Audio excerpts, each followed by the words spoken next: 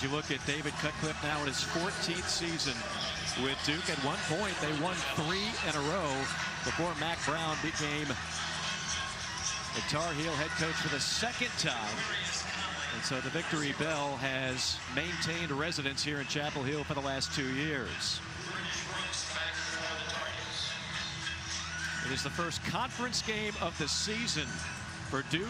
Carolina comes in at 1-2. The Tar Heels will have it first. Beautiful day here in Chapel Hill as the kickoff is fielded at the 10-yard line.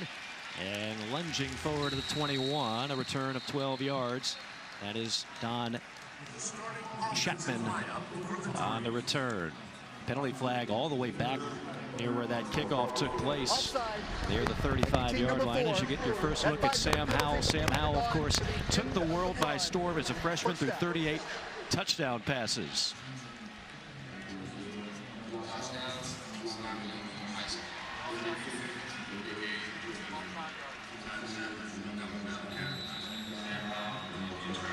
So first down and 10 for Howell in the Tar Heels offense. Had a rough go of it last week against Georgia Tech. Way too many turnovers, sacks, and mistakes overall. They play much better here at the friendly confines of Kenan Stadium. They'll go to the ground on first down, probing the left side, but jammed up pretty well is Chandler, the former Tennessee Volunteer. Dwayne Carter on the stop. It's going to be about establishing the run today for Sam Howell and this Tar Heel offense. The one thing that we kind of failed to mention, that it's a new backfield set for Sam Howell. They have to run the football to open up some of these lanes for Sam Howell to get him back on track, but also get some confidence along this offensive line. Chandler remains in the backfield on 2nd down and 9. On play action, Howell taps it, fires it over the middle, complete at the 45. In the Duke territory, that's the tight end, Garrett Walston, a pickup of 27 yards. Already, you're just seeing what Sam Howell sees, right? Just one little quick pump fake, and then you get the tight end streaking down the middle of the field, making Nate Thompson, number 29, shake him out of his boots, and now you're across the 50-yard line. 3 wide set for Howell. Again, play action. Going to tuck it and run. Not that time. Stuffed right at the line of scrimmage into the big waiting arms of Gary Smith, the defensive tackle, a loss of 1. Nice job there by Gary Smith, the defensive tackle. He kept his eyes on Sam Howell the entire time, shedded the offensive lineman, and made the play. This is one thing when it comes to Sam Howell running the football. Can Duke keep him in front? Howell, hands off. They'll keep it on the ground, and again pretty much jammed up near the line of scrimmage. Chandler failing to find a crease, squeezes out a yard. You mentioned, Kirk, the amount of productivity they lost in last year's backfield with Williams and Carter, 2,000-yard rushers. And Chandler ran for over 2,000 yards with the Volunteers. But one of the things that I've seen along this offensive line for the Tar Heels is last week they were a little discouraged at how Georgia Tech physically were able to push them back, especially in the short yardage area. On 3rd down, heavy pressure for the backside. Howell goes down. Another sack. Dwayne Carter, a loss of 5. And that Tar Heel offensive line has had issues and issues on the opening drive. Yeah, but it comes really down to the center. Watch the center, number 68, Brian Anderson. He's been the one that everybody's been picking on. And who does Duke go after in their opening series? They run a nice little inside game on Anderson, the center. He couldn't get off, and there's the sack right there by number 90, Dwayne Carter, making his presence felt early in this game. You and I were told Anderson will only play a couple of series before they mix it up on the offensive line. Fair catch at the 13 by Boylan for Kiernan, a 38-yard punt. So Carolina unable to put much on the board on the opening drive, and we'll get our first look at the Duke offense. And when you look at this offense, you've got a quarterback in Gunnar Holmberg who's run the ball well of late, and one of the top running backs in the country in Mateo Durant. Yeah, but you mentioned the quarterback, Gunnar Holmberg. He's, look, a guy last week, 4 touchdowns rushing. He's rushed for more touchdowns than he's thrown for touchdowns on the season. It's because I think he's very adequate at the quarterback spot. Still want to see him let it rip a little bit, get the ball down the field a little more. Holmberg, a fifth-year senior at quarterback, but there is the star of the offense, breaking tackles and finding a big alley on the left side. That is Mateo Durant, who gobbles up 37 yards. Just watch the tight end, watch the block come all the way across. Jake Morardi, he comes all the way, nice little seal, and you don't need much for Mateo Durant. Durant coming into this game, 522 yards on the ground. That's second best in the ACC, as that one falls incomplete from Holmberg, intended for his top target, number 19, Jake Bobo. Yeah, getting Mateo Durant started early in this game is going to work well for Gunnar Holmberg. They want to get this secondary for North Carolina on its heels a little bit, force them to have to come up and stop the run and try to hit some shots deep in the middle of the field. Durant, delayed handoff on second down, and that one is stymied at the line. Picks up a couple. Jaquarius Conley on the stop for the Tar Heels.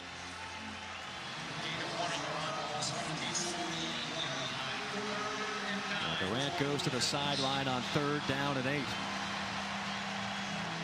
Let's see if this rush for North Carolina and this 3rd and long, can they get some pressure on Holmberg? Duke has been terrific this year on 3rd down, 58% on the season. And pre-snap penalty, everybody pointing at each other. We'll see who the infraction is on. Offside, number 8, defense, 5-yard penalty, 3rd down. Well, that's on Miles Murphy, the sophomore from Greensboro, and that is a mistake, and that has been the story in their losses, Kirk, the miscues for Carolina. But how does that happen? First of all, you're playing at home, so you got the crowd noise, but Miles Murphy's lined up right next to the football. Right. Why can't you go when the football goes, right? That's another unforced error, like you mentioned, for North Carolina. 3rd down and 4 now. Holmberg looking for a crease and is upended shy of the 40. That's going to be a short. Great tackle by Trey Morrison after a gain of 3. Yeah, it's decision time for Duke, and look, they didn't hesitate. They're going to bring in their big boy package, right? They're going to go for it here on 4th down. That's a tremendous job by Morrison coming through, laying some wood right there. But again, 3rd and short. Can Duke get the tough yard? Duke 3 of 5 on 4th down. Durant straight ahead, burrows his way, and that should be enough. Mateo Durant, who goes 6'1" to 195. Yeah, they mark him as 195. He runs a lot bigger than that. I told you, one of the things that I've loved watching Mateo Durant this week reminds me a lot of Jamal Charles. Yeah, right? that's some high praise. Former Kansas City Chief. He doesn't have that Jamal Charles long end track speed, but very similar body type and very similar once they get to the 2nd and 3rd levels of a defense. Mac Brown told us point blank, we've got to bottle him up. We can't let him go north-south. Have him run east-west as a timeout is taken, and we will step aside. 10:19 to go, no score here from Chapel Hill.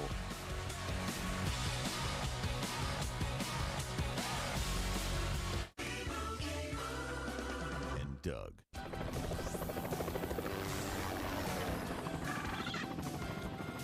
Got a couple of bogeys on your 6th limo. They need customized car insurance from Liberty Mutual, so they only pay for what they need. What do you say we see what this bird can do? We are not getting you a helicopter. Looks like we're walking, kid. Only pay for what you need. Liberty, liberty, liberty, liberty. Seductive, irresistible, yet forbidden, bready. The new fragrance that says, Subway has so much new, it didn't fit in their last ad. So they bought time and mind to talk about hearty multigrain bread. Freshly baked. Smells so good, I can almost taste it. But you don't eat bread. America! After the past year-ish, everyone deserves something new. So, AT&T is giving everyone our best deals on every iPhone, including the iPhone 13 Pro with its amazing camera. Like everyone that worked from home, learned a new hobby, or welcomed a new family member. There are a lot of dogs, so... Our deals are for everyone. It's not complicated. AT&T is giving new and existing customers our best deals on every iPhone, including the epic iPhone 13 Pro on us. Whoa. Every week, millions of fantasy football players need to be confident they're making the right decisions. What's up with CeeDee Lamb? How does ESPN help them make smarter trades and set the right lineup? Does this look bad? I don't know, I'm not that kind of doctor. IBM Watson. By analyzing everything from player stats to expert opinions, Watson cuts through the noise to deliver game-changing insights. Boomer Bust says CeeDee Lamb is going to boom. To keep ESPN at the top of the fantasy sports world. He's good. What can Watson do for your business?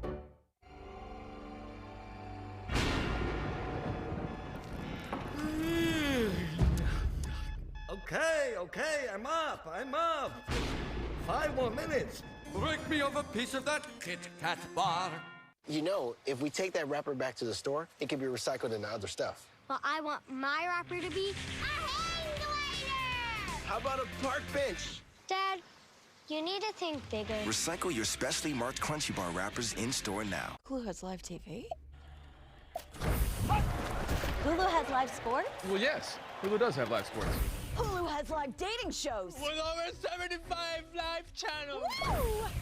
Flip like cable, stream like Hulu. Welcome back to the 100th consecutive meeting of these two teams. Head coach David Cutcliffe calls this the grocery store rivalry. Why? Because he said every time he goes to the grocery store, everyone there is quick to remind him of what side of this rivalry they actually fall on. Talked to quarterback Gunnar Holmberg today. He was a Duke fan growing up in this area. Told me he remembers how much fun it was as a kid to go to school the next week and brag to his Carolina friends about a win. Guys, this one matters. There's a little extra juice in practice for both of these teams this week. Don, good to have you on board as Miles Murphy picks up a big sack, a loss of 7. It's been a rivalry that's been dominated for the most part by Carolina. In fact, at one point, Tar Heels won 21 out of 22, but David Cutcliffe changed that. When he took over, his Blue Devils won 5 out of 7 at one point. On 2nd and long. And a slip screen caught by Calhoun, but not much there.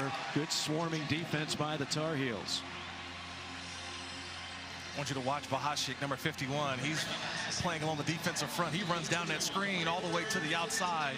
The hustle is there for this North Carolina defense. They played well against Georgia Tech. We're just put in some bad situations now. 3rd and long. Can this rush be unleashed for North Carolina? Tar Heels showing blitz. And now penalty flag drops.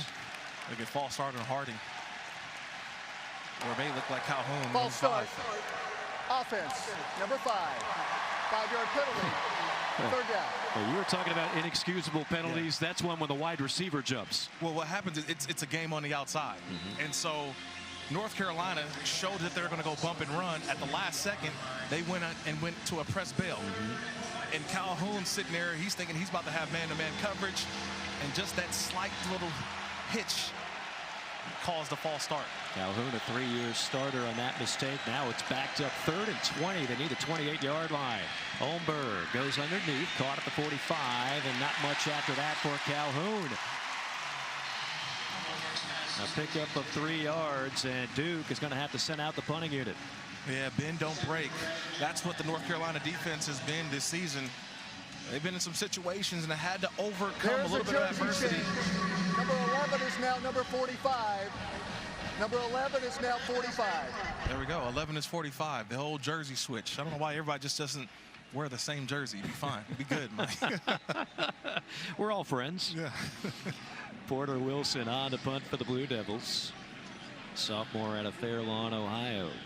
And Josh Downs, the electric one, back to receive. He's parked at the 10. And he'll let this one sail over his head, and he'll go into the end zone. 45-yard punt. No return. 7:59 to go first quarter. We are scoreless in Chapel Hill. Hi, I'm Reese Davis, host of ESPN's College Game Day, here with Sling to help some fans make their signs. Follow me. Let's get these signs ready for game day.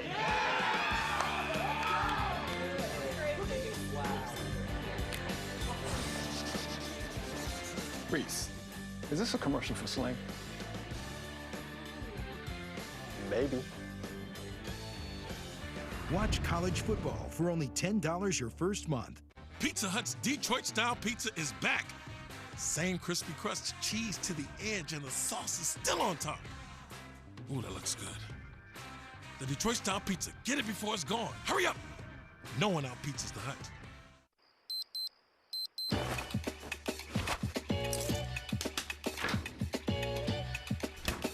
I'm feeling good. I just thought you should know.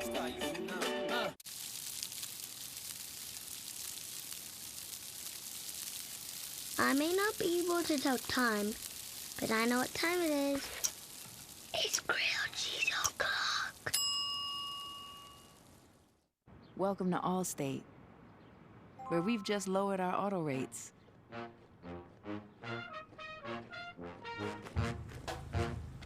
And savings like that follow you everywhere. Now get new lower auto rates with Allstate. Because better protection costs a whole lot less. You're in good hands with Allstate. Click or call for a lower auto rate today. At Domino's, we're giving away $50 million in surprise frees instead of surprise fees like other delivery apps. When you order delivery online, you could be surprised with free lava cakes, free stuffed cheesy bread, free pizza, or more. Oh my goodness! Romulus, your city will be finished in just one day. Finished? My Colosseum! They'll never finish it today! Unfortunately, we ran out of Red Bull. Huh, so that's why Rome wasn't built in a day. My retirement plan with Voya keeps me moving forward. They guide me with achievable steps that give me confidence. This is my granddaughter. She's cute like her grandpa. Voya doesn't just help me get to retirement, they're with me all the way through it. Voya, be confident to and through retirement. ESPN College Football is presented by Sling TV. Replace cable with affordable live TV with Sling.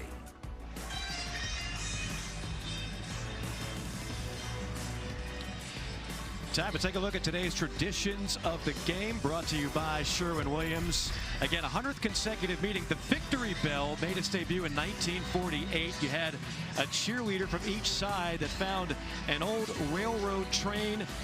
You attach the bell to the cart, and there you go. And then every time somebody new wins it, you spray paint it your shade of blue. It's been Carolina blue the last couple of years. Duke hopes to change that with an upset win on the road today. Tar Heels, second drive of the game, scoreless. Howell, heavy pressure for the backside, takes a shot and throws that one incomplete. Sam Howell already getting beaten up, Kirk. Yeah, Sam Howell's down, and that was a big hit that he took. And I know he's a little bit shaken up just watching him. Just watch the shot that Sam Howell takes. Just sitting back, and then he gets two guys that get him. And this is what I think over the last couple weeks I've seen from Sam Howell. He's trying to hang in there and throw the football, but they got to get some quick hitters. They got to get Sam Howell getting the football off quickly. This offensive line just has not been able to protect, and taking a big shot like that can affect the quarterback. Yeah, they've already been shuffled. In fact, we have a new center in the game, as we were told there would be. Dwayne Carter on another tackle. No push, loss of 2. This Tar Heel offensive line is now going with Caden Baker, number 57, at center. He was listed as the backup left tackle. The coaching staff told us we've got to mix things up at center. We're going to give some other guys some reps. Well, look, that's the area of weakness right now is the center position for North Carolina. Teams realize that. Georgia Tech, they realized it, and they were stunting and blitzing right over the center. So look for Caden Baker to get some help, maybe from the right guard, Marcus McKeithen. They're going to have to keep some help on him. Meanwhile, another 3rd and long, 3rd and 11, trips to the near side. Howell taps and fires over the middle. Great catch as he is clobbered. That's Josh Downs in heavy traffic. Took a lick from Lummy Young, kept on ticking for 15. Well, it all starts with the protection. And just like I called it, look, Caden Baker, the center, got a little help from the right guard, Marcus McKeithen. Just watched a little bit of a help on the right side, helped and gave Sam Howell enough time. Howell, again, running for daylight and finding very little. Jamerick Woods, the safety for Duke, on the stop. They have to get a run game. They have to. And this is where I look at Sam Howell having to do so much for this offense. Now he's got to be the leading rusher. He's got to be the leading passer. There's a lot that goes into Sam Howell right now. So far, minus yards rushing. Yeah, to your point, minus 6 yards rushing for the Tar Heels. Howell going deep in stride, and he missed him. Josh Downs had his man beaten by a step, but could not throw it on target. Outstanding route on the outside. Just watch, a nice little stem, gets to the outside, and he's beaten. He's beaten, but what happens? Ball overthrown, and again, is that the effects of the offensive line having to rush a throw that should have been an easy pitch and catch for Sam Howell? It's got to be, right? It starts playing some mind games with you when you feel like you're going to get hit on every play. Tar Heels 1 of 2 on 3rd down. Howell shuffles, now dancing out of the pocket, and will push the pile ahead to the 40. That'll still be 3 yards shy. A gain of 7. Dorian Mausi on the stop for the Blue Devils. Again, the offensive line is going to be the story today. And Duke right now is just, they're going to continue to sending stunts and blitzes on that right side of the offensive line involving the center. That time flushing Sam Howell where? To his left. So that may be the answer for this offense for North Carolina. Phil Longo maybe having to put Sam Howell on the run a little bit, try to change his launch angle. First punt went for 38 yards. Boylan back to receive, going to go rugby style, and that was almost blocked. I don't know how he got that off. Meanwhile, end over end, scooped up at the 11 and shoved out of bounds near the 20-yard line. As a 48-yard punt, 12-yard return. We're back from Chapel Hill in a moment.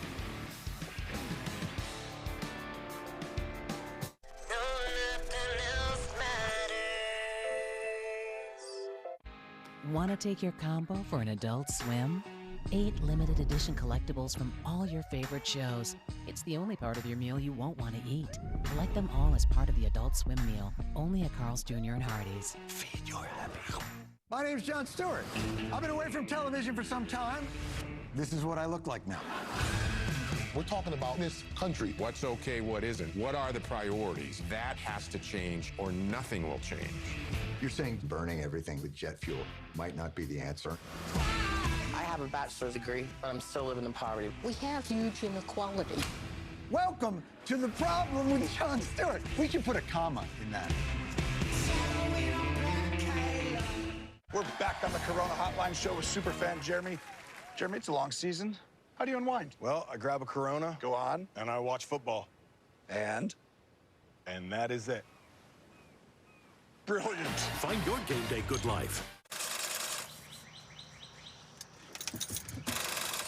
Really? Really? Free testing and charging? And if you need a new one, we've got you. Really? Welcome to America's #1 battery destination. AutoZone, your battery solution. If you pay less for auto insurance, but the coverage and service let you down, you might suffer from saver's remorse.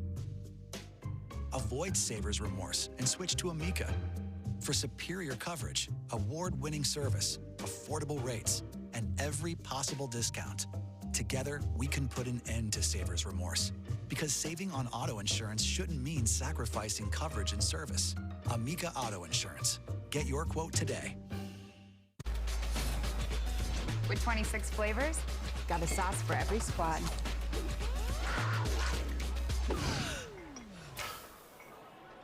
Don't drip on the drip.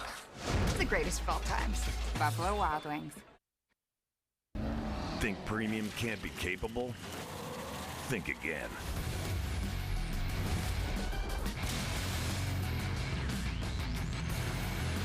Introducing the first ever AT4 lineup. Premium and capable. That's professional grade from GMC. Get $2,000 purchase cash on 2021 Sierra Light Duty Crew Cab models. Plus, current eligible GMC owners get an additional $250 purchase allowance. Hey, we need to call about our furnace tune-up. You're right. I'll call ABC now. Get the most out of your furnace with an ultimate furnace tune-up for just $89. Just $89 for the peace of mind that your furnace will run smoothly and efficiently all season long. When you need a heating expert, call ABC. There's never been a more affordable time to keep your family warm. ABC Plumbing, Sewer, Heating, Cooling, and Electric. Consider it done. Mortgage Studio update. Zamir White and the Dogs are on the board. They are, and Arkansas hadn't given up points in the first quarter. Georgia scored 70. Something had to give. The #1 recruit in the nation in 2018 makes it happen. Stetson Bennett making the start, Mike. Kevin, thank you so much. Interesting developments in that one. Can Arkansas continue to pull the rabbit out of the hat? Sam Pittman has done an outstanding job thus far. What's been outstanding so far today has been the defense in this game, as that one is caught by Bobo. His 36th reception of the year for 4 yards. You folks that keep an eye on certain numbers, the over-under on this game is 72.5. That's the second highest total in college football this weekend. And we're scoreless here in the first quarter. This is a Kurt Morrison type of game. Yeah, a lot of defense, and it's all about execution. That's what today's going to be out on both sides. Watching Duke, watching North Carolina all week long, it's the team that executes. It's going to be some 8, 9, 10-play drive today. I just feel like both teams are not willing to give up the big play, and this is a third and short. Third and medium, third and short.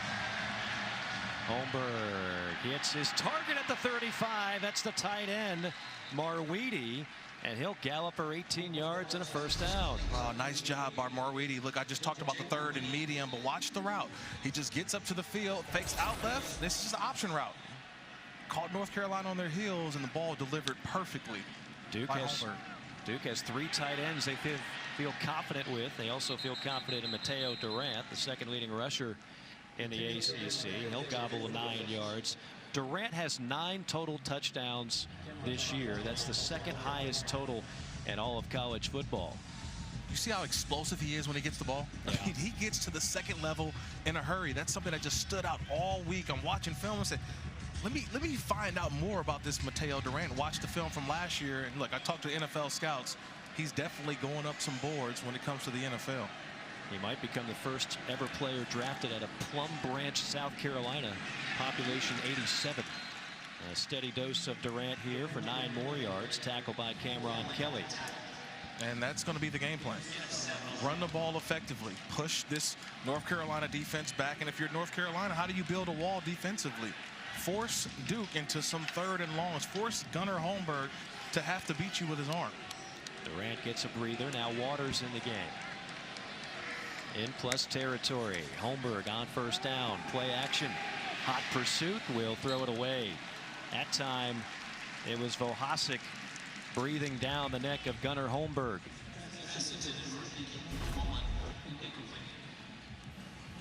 Nice little penetration here. They try to go with a max protect look, but did not fool Vohasek. Be able to get up the field and rush Gunnar Holmberg to the throw.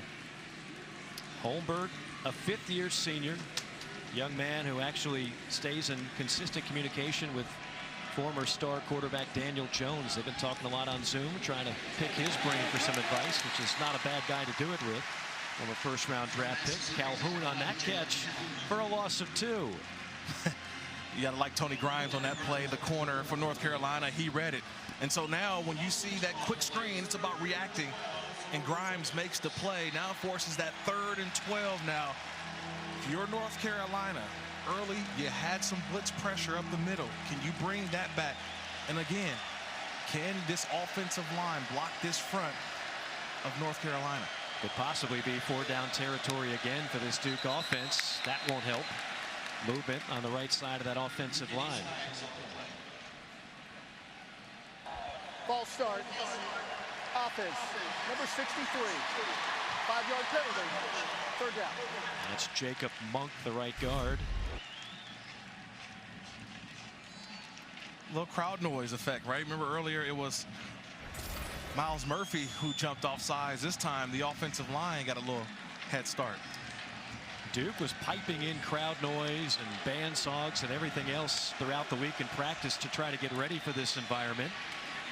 Nice daylight on the right side behind that offensive line. Kelly on the stop of Jordan Waters after a gain of 8. So another 4th down situation. Does Duke go for it again? Yeah, I think you're in that no man's land right now. You're inside of your 40-yard line. Do you think about it, or do you try to pin them down? And in a game right now where it looks like whoever makes the first mistake is actually going to get points, I would probably keep it safe, just like Cutcliffe is here. try to get this ball inside the 20-yard line and force North Carolina to execute. So for two of the highest scoring teams in the ACC, it's been a puntathon here in the first quarter. Porter Wilson will try to pin him inside the 10. That's not going to do it. Off the side of his foot and out of bounds. Should be good position for the Tar Heels. Let's take a look now at the offensive line for the Tar Heels with pocket protection brought to you by Nationwide. Well, I can tell you the pocket has not been perfect for Sam Howell early on. This rush for Duke has been all over Sam Howell, not giving him any time to throw the football. I think he's actually made him rush the ball at times, having to be peeled off the turf so far early on. This offensive line for North Carolina is the story today. Can they allow some time for Sam Howell to get the ball down the field and make some of those plays that we've seen him do throughout his career so far? And that offensive line got throttled last week. You saw 8 sacks for the Yellow Jackets. If you go back and look at the 2 losses for the Tar Heels this year, Sam Howell's been sacked 14 times. We're talking about a mobile quarterback. It's not like he's a statue back there, but that's how many issues they've had with the front 5. Well, they're one-dimensional. We're watching it right now. They're a one-dimensional team right now. It's Sam Howell or bust. He's right now the running game. He's right now the passing game.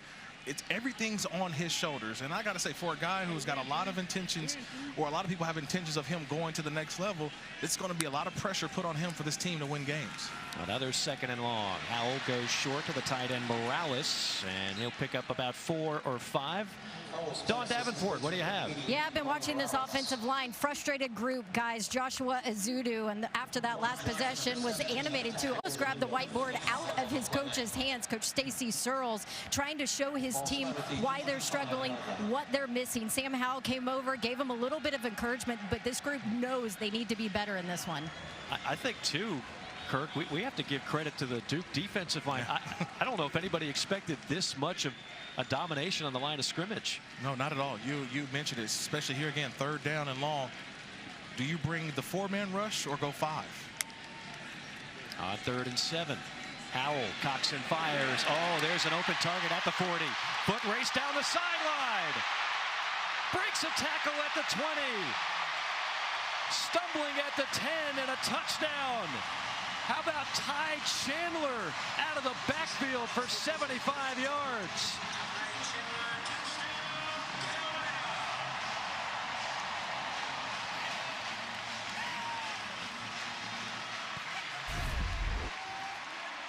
A sigh of relief, but this is all Sam Howell. Watch him in the pocket.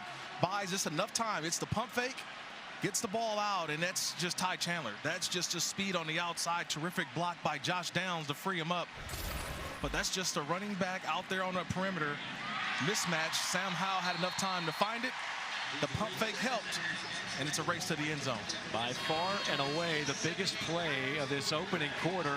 Howell to the back, Ty Chandler. It goes for 75 and a score. Chandler had the huge game against Virginia, had a career-high 198 yards in the win against the Cavaliers. College football Saturday, week 5. What a great one. This is probably our best week of the year thus far. 2 more big SEC matchups on ESPN, 6 o'clock Eastern time. You got Florida at Kentucky. The Gators have won 33 out of the last 34 in that rivalry. And then it's number 22 Auburn in Death Valley to take on the LSU Tigers. Look at that slate. Oregon, Stanford, some Pac-12 flavor. Baylor, Oklahoma State, 2 of the better surprises this year in the Big 12. Indiana, Penn State. This is why we love college football. You got a really good slate. Yeah, you saw that LSU team a couple weeks ago. I did, a lot better than people think, right? I think so. I think people got a little too critical too early due to the loss at UCLA. That's a good UCLA team that Chip Kelly has. Stinson on the return, weaving his way. Penalty flag falls after a good return out to the 40-yard line. A return to 35 yards.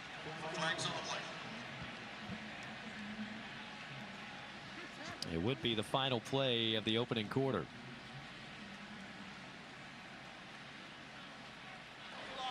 During the return, holding by the return team, number 82. 10-yard penalty from the spot of the foul.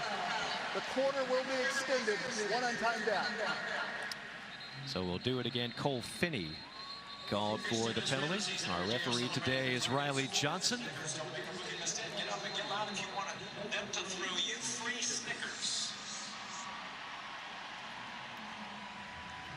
I think it's a big sigh of relief, the one time down, but the big sigh of relief for the offense for North Carolina, right? To get a score before this first quarter is over. Just let everybody know, relax. We'll be okay. We'll be fine. But now it's going to be Duke's turn to answer. After the penalty, final play of the first quarter. Quick slant in the breadbasket of Jalen Calhoun for 9 yards, and that's where we'll pick it up when we return. Second quarter coming up from Chapel Hill.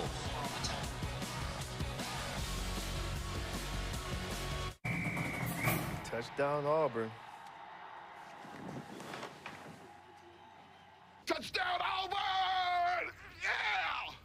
Woo! Nice. Problem, he's out with the right lat injury, but it didn't matter. Hook it up with Kenny McIntosh there, and then how about Kendall Milton pounding it in? Another 5-star back in that Georgia backfield. You see one coming out of the backfield to catch it, now another one running it. That D pitching a shutout again, Mike. It's 14-0.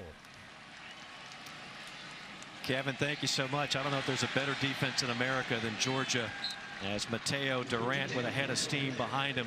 Tamon Fox on the stop, but 20 more yards for Durant. And Durant is going to be the guy. They got to continue feeding him. He is going to be the rock for this offense. Durant already 77 yards, and how about another 8, 9, 10, 11. So many yards after carry. He is really hard to bring down. Yeah, he's been fantastic so far for this offense, and continuing to give him the ball. They got to give it to him more. Is it going to be through the air? Is it just him running the football? You got to find ways to get Mateo Durant the football throughout this game. He's averaging over 12.5 yards a carry. Durant out in the pattern on this one. Holmberg on the run, and we'll launch that one out of bounds. Good pursuit there by Javari Ritzie, who is a true freshman out of Kernersville, North Carolina. They believe he's going to be a star in time. True freshman. And now you want to see Gunnar Holmberg is going to have to make some throws too. As much as we talk about Durant, Holmberg has to find some open guys as well, be accurate with his passing, but more importantly, get the ball down the field. Trying the left side that time, not much there. A couple of yards for Jake Bobo. That's Gimmel on the tackle, making his 30th career start at linebacker, number 44. This defense is east and west, man. They rally to the football, very aggressive. You see them at the point of attack. But again, 3rd and long here. This rush for North Carolina, do they play zone, or does Jay Bateman try to bring a little pressure here?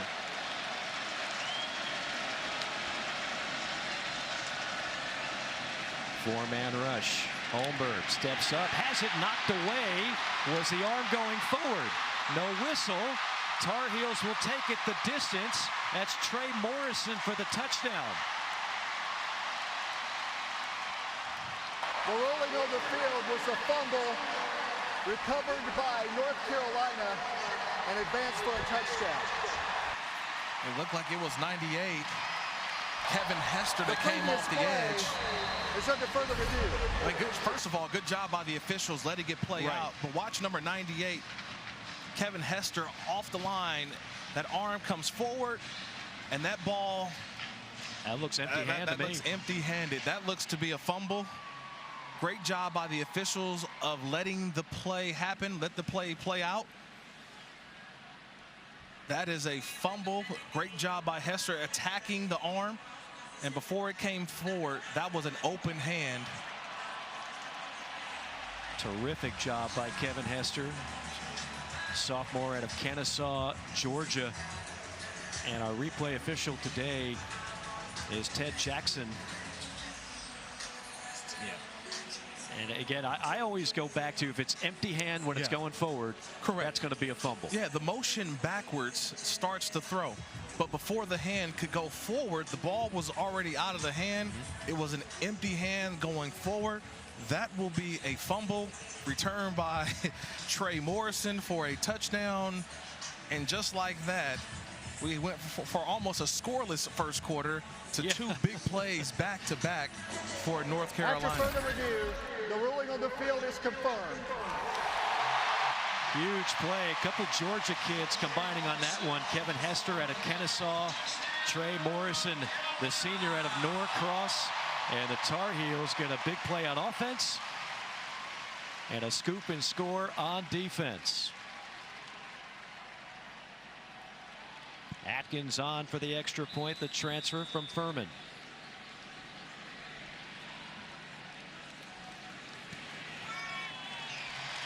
Kick is up and through, and the Tar Heels lead it 14-0. First.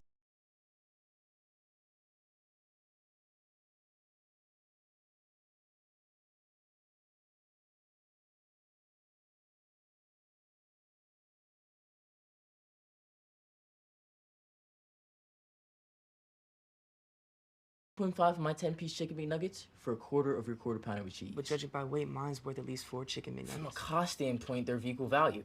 But I'm older, so. Get 2 of your faves like 10-piece McNuggets or a quarter pounder for just $6. Only at McDonald's. Here's a good Halloween trick. Buy a bunch of Reese's. There you go. Turn off all the lights in your house. Yeah.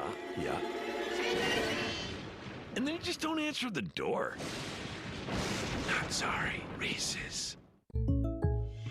So if I was a singer-songwriter, just about to make it big, I could still get the Rogers rates? Yep. State Farm has rates to fit any budget. That's awesome, man. You want to play drums?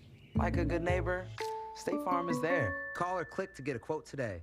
Pizza Hut's Detroit-style pizza is back. Same crispy crust, cheese to the edge, and the sauce is still on top. Ooh, that looks good. The Detroit-style pizza. Get it before it's gone. Hurry up! No one out-pizzas the Hut. On a memorable Fansville by Dr. Pepper. I can't believe my boy's already heading off to college. Here, in case they don't have it at Coastal U. Thanks, Mom. Oh, yeah, I got you something, too. Your Science Day game ball. It's your most prized possession. Yeah, I was saving it for when you went to state. Dad, Coastal U is where I belong. Here, catch. No!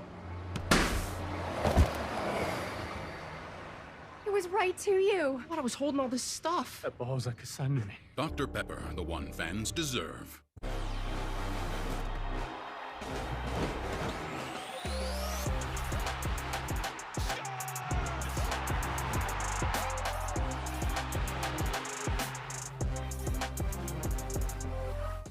Well, every new day offers opportunities to connect, chances to motivate and inspire, moments to express well-deserved thank yous and congratulations. With products that bring smiles, celebration, and long-lasting impressions, there's certainty in that.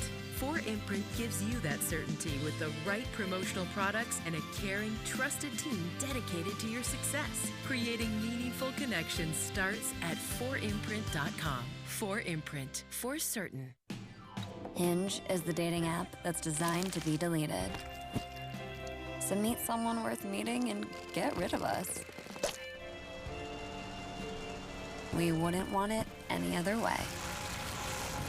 Are you wasting money on a timeshare? Cancel it with Titan Exit Group. Get a free consultation and see how they can stop the never-ending maintenance fees and mortgage payments. 100% guaranteed. Call now for your free consultation at 800-211-5779.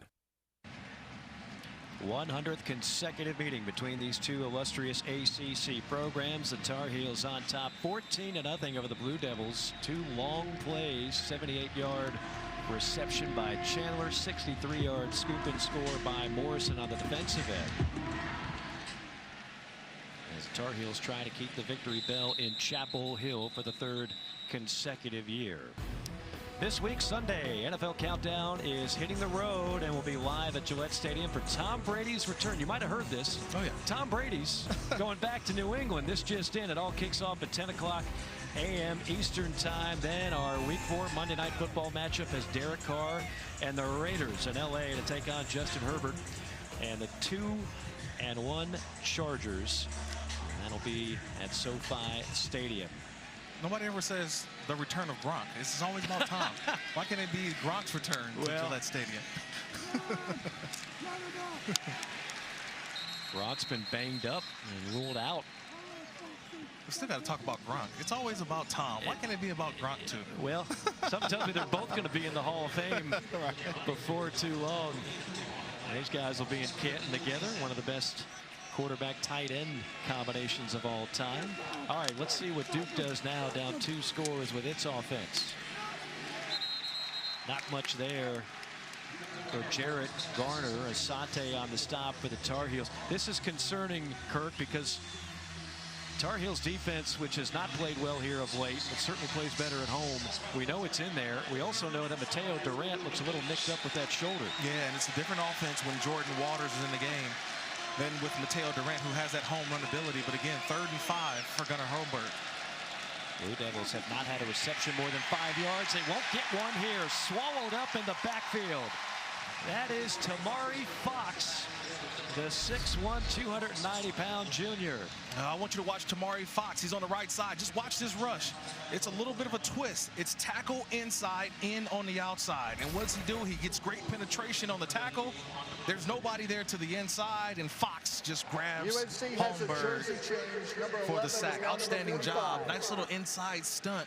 And Fox came home free. So now it's the Tar Heels starting to win the battle of the line of scrimmage. 3rd sack for North Carolina. Nothing on the return for Josh Downs. A 38-yard punt. As we say hello to Kevin Connors in studio. Mike, your Twisted Tea drop in, total domination. Acho between the hedges. How about the block by Dan Jackson? Yes, Dan Jackson coming off the ball, blocking the punt, and then recovered by Zamir White. He's ran for one, and now he recovered one. 21-0. They're not even out of the first quarter, Mike, over on ESPN. That's incredible, and I think that is a word to the wise for everybody that is kind of hung up on Alabama, and Alabama's terrific again. There's nobody playing better football in the country than the Georgia Bulldogs. I think it's Kirby Smart's best team at Athens. Well, just don't believe records, Mike. That's what it comes down to. All 4-0s and undefeateds aren't created equal. And look, Arkansas's played some good games, but today you're on the big stage, and right now not having a good outing. Downs on the grab for 10 yards. That'll move the chains. Great field position for the Tar Heels, up by 14. Howell on play action, looking deep down the sideline. Little jousting going on, a lot of contact, no flag on the play. It was Emery Simmons, the intended target. That's a good job by Jeremiah Lewis. Oh yeah, you can get up and celebrate after a great defensive play like that. And just watch the little hand fighting on the outside, but it's on both sides. And that time Lewis is right there, turns back for the football. That's great play by Mr. Lewis. And again, but what are you seeing from Sam Howell in his offense? He's getting the ball off a little bit quicker. We haven't talked about the offensive line last couple series, and why is that? They're getting the ball out quicker from Sam Howell's hands. Sam Howell with a touchdown pass earlier, his 80th of his career. The ACC record, 107 by Taj Boyd. Little pitch and catch that time to Antoine Green, the senior out of Rockledge, Florida, for 6. Such a rhythm thrower. When he's in rhythm, you see that ball gets out. It's to the sideline quickly. Green catches out of bounds, and that's typical Sam Howell. That's what we're accustomed to seeing. When he's got time, when he's got great protection up front, it's just easy pitch and catch. Coaching staff telling us about Sam Howell, and you and I chatted with him. I mean, he's a stoic guy, very quiet, very composed, doesn't get overly enthusiastic, and is not going to get overly enthused about that play as he hits the turf again. Shaka Hayward, the leading tackler for the Blue Devils, the Mike linebacker. That's just a good job by Duke's defense. What they did was they double teamed number 11, Josh Downs, right in the middle of the field. Sam Howell wants to go to Downs, but he sees that there's one guy draped behind him and a safety coming down. That's not on the offense. That's just a great defensive play by Duke, taking away the #1 option on 3rd down for North Carolina. Hayward, who is a high school safety, can flat out fly, makes the big play. You look at offensive coordinator Phil Longo, not happy with the way that drive ended. And a great job in punt coverage, and they'll pin the Blue Devils inside the 10. Can't do it much better than that. 42-yard punt, no return. Duke back on offense when we come back from Chapel Hill. Jeremiah energy is everything. I was like, somebody needs to see this awesomeness I get every time I go to Chick-fil-A. She said, "Can I record you?" I was like, Of course. Thank An awesome you. day up ahead. All right, thank you. Chick-fil-A. The next thing you know, it was like, boom. People that never even been to Wilmington that wanted to come to Chick-fil-A to meet Jeremiah. I always have my mindset like I'm on a mission. I'm here to make today the best day ever. You definitely have to experience him serving you with a purpose. Welcome to Allstate, where we have all new lower auto rates. And savings like that will make everyone feel like an MVP. Now get new lower auto rates with Allstate. Because better protection costs a whole lot less. You're in good hands with Allstate. Click or call for a lower auto rate today. This football season, no matter where you are or how you pregame, we are all Tailgate Nation. This football season, buy 4 participating items and save $50 off Fanatics gear at wearetailgatenation.com.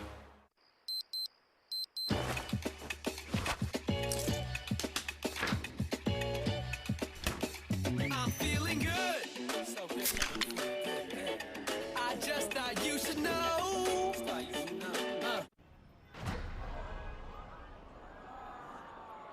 Hello, America. I think we can all agree that after the past year-ish, everyone deserves something new. So, AT&T is giving everyone our best deals on every iPhone, including the iPhone 13 Pro. That's the one with the amazing camera. Because everyone deserves it. Like people that work from home. And the people that worked out from home. People that welcomed a new family member. There were a lot of dogs, so... Everyone that learned a new hobby. It's a chair, but you can't sit in. Or anyone that reconnected with nature. Says it's only kind of poisonous. What?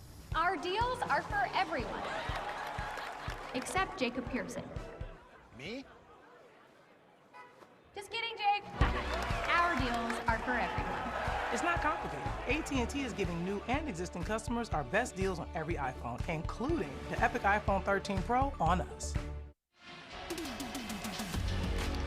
Time to take a look at this week's college football rankings, brought to you by AT&T 5G. We've talked about that headliner game going on between the hedges. Georgia all over Arkansas in the first quarter. Alabama, Ole Miss. Boy, that's going to be a lot of fun. Mention the over-under in this game. The only total higher is the one going on in that game. The highest total. Remember, they combined for over 100 points last year. Yeah, Lane Kiffin, my former head coach in the NFL with the then Oakland Raiders.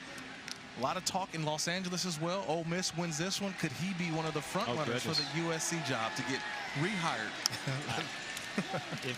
if so, either way, he can't lose. Correct. Oh yeah. Because the other option would be contract extension, which tends to be a good thing. How about Cincinnati Notre Dame? Any thoughts on that one? It's a huge one. I'm always going to carry the torch for the Group of Five, and I'm a big Cincinnati fan. And you see Desmond Ridder on Mel Kiper's board. Right. Quarterbacks rising a little bit. So outstanding quarterback. Can Ridder and the Bearcats pull off an upset? Dangerous pass and almost a one-handed pick by Tony Grimes. And now a late penalty flag. Interesting call here. I want to see what the officials see on this one. I thought it was great defense by Grimes, but he did have one hand engaged, but he's had one hand free. Pass interference. Defense. Number 12. The ball will be placed at the spot of foul. Automatic first down. That would be on the linebacker, Tamon Fox. They're calling 12, but 20 was on the outside. I think they meant number 20, Tony Grimes. I didn't see any interference. I thought that was a terrific defensive play, and I think Fox, the brother of Tamari, said, hey, you got the wrong guy. You meant number 20, not 12. Or maybe a much-needed break for this Duke offense, which has been stalled the last couple of drives. Holmberg running for his life, hit as he throws, and that'll fall well shy of the intended target. He got pummeled by Jeremiah Gimmel, who's their leader, their alpha male on that Tar Heel defense, number 44. Well, what I'm seeing right now is the wide receivers for Duke are having a tough time getting off the line of scrimmage. I mean, these corners and secondary players for North Carolina are up in the face of these wide receivers, forcing them to have to beat them off the ball. Durant in the game on second down, plowing his way up the middle and is gang tackled at the 19-yard line, a pickup of 5. Kind of like this game plan of Jay Bateman, the defensive coordinator for North Carolina. It's pretty simple. we're going to play man across. So these corners, you're pressed, you're by yourself, almost on islands. And they're going to stack the box because of what? They're going to go out and do what? Stop the run. It's about stopping Mateo Durant, getting to these 3rd and longs or 3rd and mediums, and bring a little pressure. Durant to the left of Holmberg on 3rd and 4. Here comes the blitz. Holmberg, happy feet, now dances out of the pocket. Nobody's open. Holmberg will throw it, intended for Pancole, and Pancole takes a lick as he tries to haul it in. Yeah. I like what you said there, Mike, because you saw the same thing I saw. There's nobody open. Right. There's nobody open. Holmberg, he's holding the football. He's trying to find somebody. It turns into backyard football. And he's just throwing it up, hoping that one of his guys can make a play. So right now, the offensive passing game for Duke needs to figure some things out, because right now there is just nothing there. It's been outstanding coverage, and the rush starting to heat up for North Carolina. Different looking defense for the Tar Heels the last couple of drives for Duke. Spiraling punt back to the 32-yard line. Here comes Downs, and he'll be bottled up after a modest return on a 49-yard punt. 8:25 to go first half. All Tar Heels so far.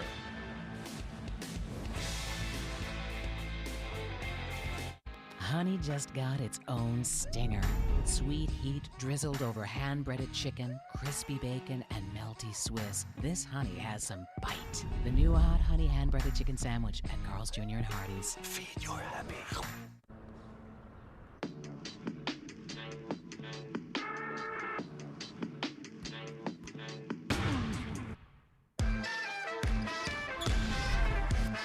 I've been on my get back, copper bag slow. You would never see that. Use the trap though.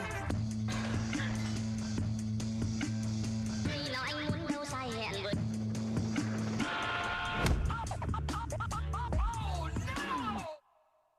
One of these ones on the rise up. Good vibes, only get your hands up. You finna read what you saw. Black tie still keep on. Come together, Ralph's Club, the new fragrance, Ralph Lauren. At Macy's, the fragrance destination.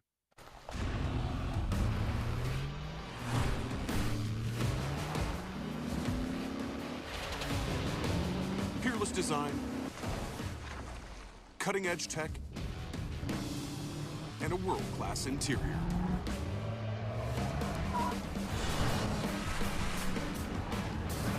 The exhilarating Mercedes-Benz GLC. Extraordinary runs in the family. USAA is made for the safe pilots.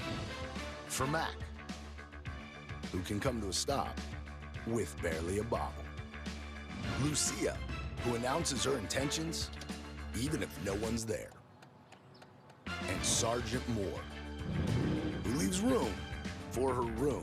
With USAA Safe Pilot, when you drive safe, you can save up to 30% on your auto insurance. Get a quote and start saving. USAA, what you're made of, we're made for. When your family gathers around a shakaroni from Papa John's, you're sharing more than extra cheese and pepperoni. You're sharing scholarships, meals, and laughter. Because $1 from every shakaroni goes to charity. That's pizza with a purpose. Are you ready for all the fans to come back and cheer as one? Just imagine there were 70,000 of me.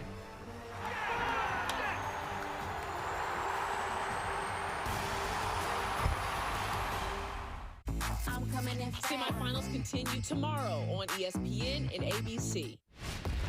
One of the most decorated players in the history of Duke football, Mike McGee, the 1959 Outland Trophy winner.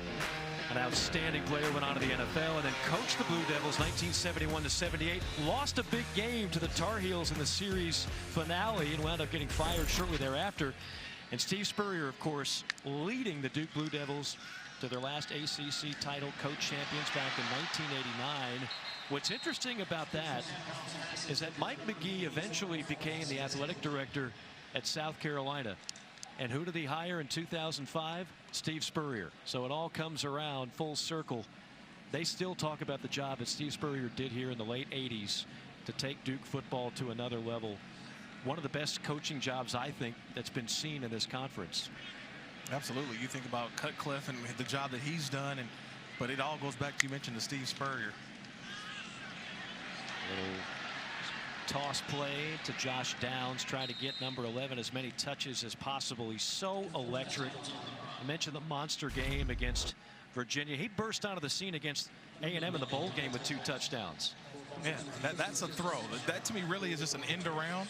It should be a handoff, but they're going to consider that a pass. But again, you mentioned it, just keeping the ball in Josh Downs' hands. He's explosive, electric, doesn't need much space to make a big play. Came in second of the ACC in receptions, yards, and touchdowns. On 3rd and 7, Howell again escaping trouble and finds first down yardage to Ty Chandler. Second big catch for the running back out of the backfield. I like when Sam Howell's on the move, right? Just allow him to scan the defense, buy a little more time. He knows his offensive line can't hold up for too long. He steps up, but he keeps the eyes downfield and delivers a strike for first down. From the 48-yard line. Delayed handoff, gaping hole up the middle, past the 40 and tripped up at the 35-yard line. A heavy dose of Ty Chandler and Josh Downs on this drive. Well, I think me and you could have ran through this hole, Mike. They just caught the defense off guard. Watch Sam Howell. He sells the pass, got the defenders on their heels, and a nice run from Chandler up the middle. 17 yards there. Howell going to air it out deep down the sideline. Well covered on the play was Antoine Green, the intended target, and step for step was Leonard Johnson, the senior cornerback out of Hayden, Alabama.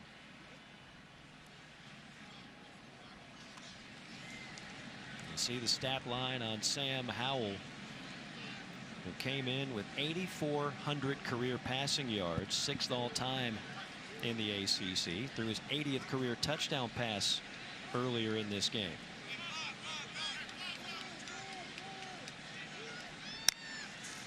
From the 34, Howell going to tuck it and run and has some daylight. 25-20.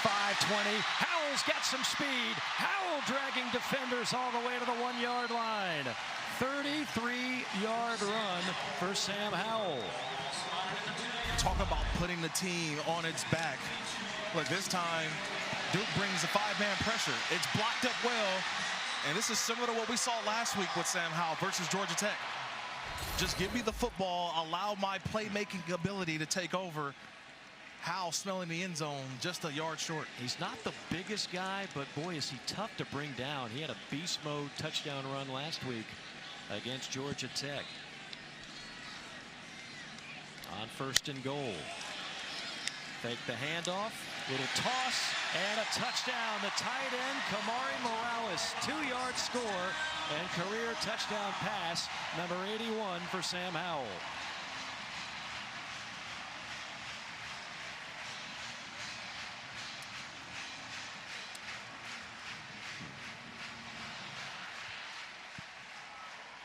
This is the Tar Heel team we thought we'd see this year, the preseason top 10 North Carolina squad. 7-play, 67-yard drive. And 21-0 our score with 6:03 to go. Just a great call down here by the goal line. Phil Longo show you the eye candy of Josh Downs. All eyes on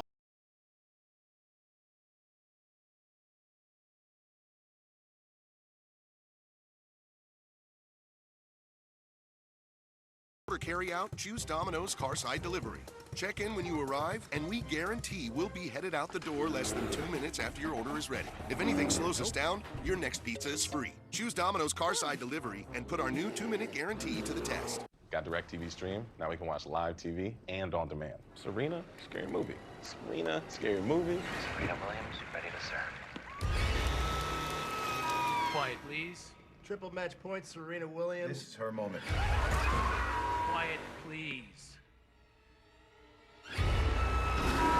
Quiet, please. Get your TV together with the best of live and on demand. Introducing DirecTV Stream with no annual contract.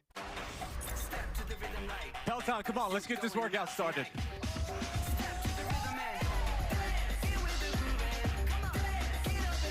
Heart rate stays up. We're moving to the mat. Let's go, Peloton. Bring that thunder. As you rotate, exhale. We did it together, Peloton.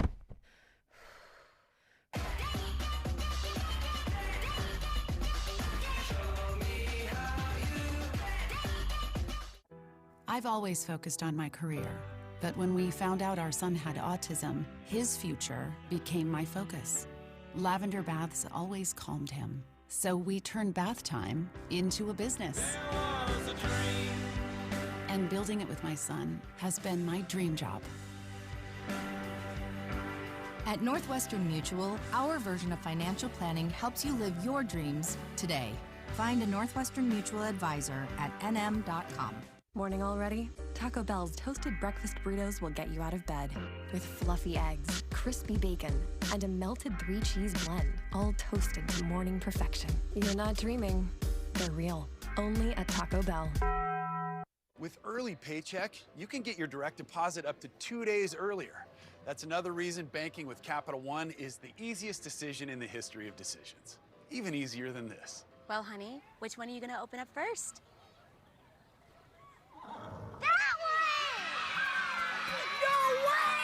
Yep, even easier than that.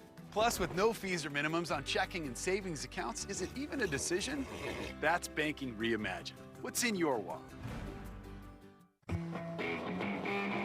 It took a while to get up here. We started out around 1959. Then we took a hard left in East Africa. A right at Baja. A 180 in the empty quarter. And that 65-degree incline at Hell's Revenge. A few million miles later, and voila. But we didn't do all that just to get here. We did it to give you a truck that'll take you anywhere. This is the new Nissan. Third touchdown reception of the year for Kamari Morales, 21-0. The Tar Heels leading it here on a beautiful Saturday in Chapel Hill as we welcome you back to ESPN College Football, presented by Sling TV. Mike Morgan, Kirk Morrison, Don Davenport, great to be with you. Starting things off, beast mode for one Sam Howell. He did it last week. He does it again today. Yeah, like last week versus Georgia Tech. Again, count the missed tackles by the Yellow Jackets. I see 1, I see 2, 3, 4, 5, 6 not being denied the end zone. Sam Howell a week ago, that put the Tar Heels up 7-0 last week. But again, this week, you say put the team on my back, I'll show you. Sam Howell, again, finding some room. He knows where that end zone is, but this time just a bit short. But later, we know Tar Heels get into the end zone. I mentioned he's not the biggest guy, and he grew up idolizing one Drew Brees, also not a big quarterback. Jake Bobo, beautiful pitch and catch right there. Maybe the best of the day for Holmberg, a gain of 21. When we talked to Cutcliffe and the defensive staff for Duke, the thing that they were impressed most about with Howell, they kept saying his core. Right. His core is so strong that even though he's not the biggest guy, he's hard to bring down. He can make throws when he's off balance. I thought that was an interesting. You don't hear a whole lot of talk about a quarterback's core. Yeah, well, you need a lot of core strength in order to throw the football down the field, especially when you're on the run, you're on the move. But again, it's his willingness to run. They don't want to run Sam Howell a ton, but his willingness to do it when it's needed. You saw it on that last drive. You were complimenting my core this morning, and I appreciate that, Kirk. It's very nice of you to say. Well, Nothing there for Gimmel. This core defense of North Carolina is now definitely, they've waken up in this game, and now they're forcing Gunnar Holmberg, the quarterback of Duke, to have to push the ball down the field. They are not scared right now to play man-to-man. There's no safety in the middle of the field. There are no safeties. They are creeping up to the line of scrimmage, being an extra run defender. A 3rd and 12. Holmberg, nowhere to run, nowhere to hide. Brought down near the line of scrimmage. A host of Tar Heel defenders, including number 25, Kamen Rucker. Again, there's nowhere to go with the football. So you tell me, if you're Gunnar Holmberg, where do you go? You just that clock in your head is going 1,000, 2,000. It's not there, take off and run, but a great job by the Carolina defense doing what? Converging to the quarterback, and you mentioned Rucker with the sack. Tar Heel defense has gotten real salty here of late. Another rugby punt right into the waiting arms at the 19-yard line and scooting out of bounds near the 30 is Josh Downs. College football Saturday. We mentioned it earlier. This is as good a slate as we've had all year. Week number 5, including at 6 o'clock Eastern time, Florida at Kentucky. Auburn, LSU as part of a great triple header in the SEC. Then you got Pac-12, Oregon, Stanford, Big 12, Baylor, Oklahoma State, Big 10, Indiana in Happy Valley. Yeah, that Baylor-Oklahoma State game is one that, look, 3 weeks ago, no one would be thinking about Baylor and Oklahoma State. But again, when you're undefeated, you got that goose egg to the right of your win-loss column. Yeah, you get a lot of eyeballs, a lot of attention. And Coach Aranda over at Baylor got all eyes today. Howell settles in the pocket, fires a deep one down the sideline and over the head of Antoine Green, covered by Lewis on the play. You know, go back to your point on the Big 12. This to me is the most chaotic year in college football since 2007. I love it. I mean, other than Alabama and Georgia, I don't know if there is another great team. Chaos in the ACC, particularly the Coastal. Anybody can win it, including these two teams right here. And now with Clemson showing vulnerability, it brings a different dynamic to this league that hasn't been there in a while. Well, I think you look at just the preseason, and we expected North Carolina, we expected Miami, and it just hasn't been there so far. Josh Downs has been there all year long. Down reversing field at the 42 and down to the 40, a gain of 26. I mean, he could just stop on a dime and leave you change. 5'10", 180 pounds, just get the ball in his hands. And just watch him move, whether it's the punt return, whether him running the football, receiving the ball. I don't care how you do it. Give the ball to number 11 and just let him go. Let him go to where he's a video game type player. Father Gary played, of course, for NC State, the Wolfpack.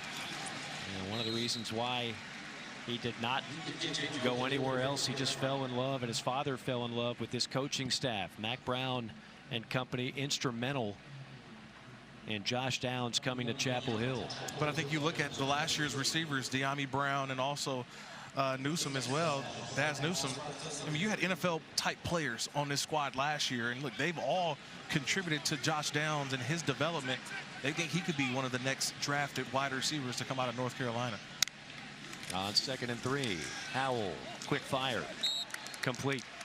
That time it's Emery Simmons. Dawn Davenport, what do you have? Yeah, guys, Josh Downs grew up going to NC State games as a kid. Dad Gary played for the Pack. Mom was a teacher, graduated from NC State.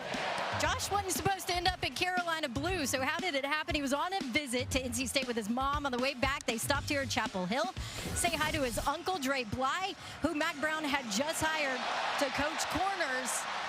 And Gary told me his wife came home and said, hey, Josh really likes what they're doing there at Carolina. Josh told his dad, I know what I got to do, coach. He ended up in Carolina Blue. Gary told me it hurts, but at the end of the day, he said it's always about what's best for Josh. They know Phil Longo because he recruited him when he was at Ole Miss. They knew what his offense was all about, and that is what was best for Josh. That's how he ended up here. Dawn, great stuff. Phil Longo has had an exciting offense everywhere he has been, going all the way back to Sam Houston State and then with Ole Miss for a couple of years. He's coached some great wide receivers when you think of what they had in Oxford with A.J. Brown now starring in the NFL, Elijah Moore and others. And Mac Brown told us he didn't know his coordinators. He did not know Phil Longo. He just heard enough good things where he said, that's the guy I want to run my offense and to help me in recruiting. Yeah, that's a great job by Mac. Just saying, you know what? His time away from college football as a broadcaster, he was able to scan college football and bring in some of the young, brightest minds that can make things happen with less amount of talent. Howell flushed to his left, and the pass falls incomplete. Dwayne Carter providing the pressure for Duke. Yeah, just kind of going back to that, just think about Mac Brown, you know, when he worked with us, when he was an ESPN commentator, and being able to watch other programs and see some guys and say, look, I can supply them with the resources of the talent that we have in the state of North Carolina and in our region. And can you come in and teach these young men? And so far, you've seen it. It's been a very quick turnaround for Mac Brown and these Tar Heels.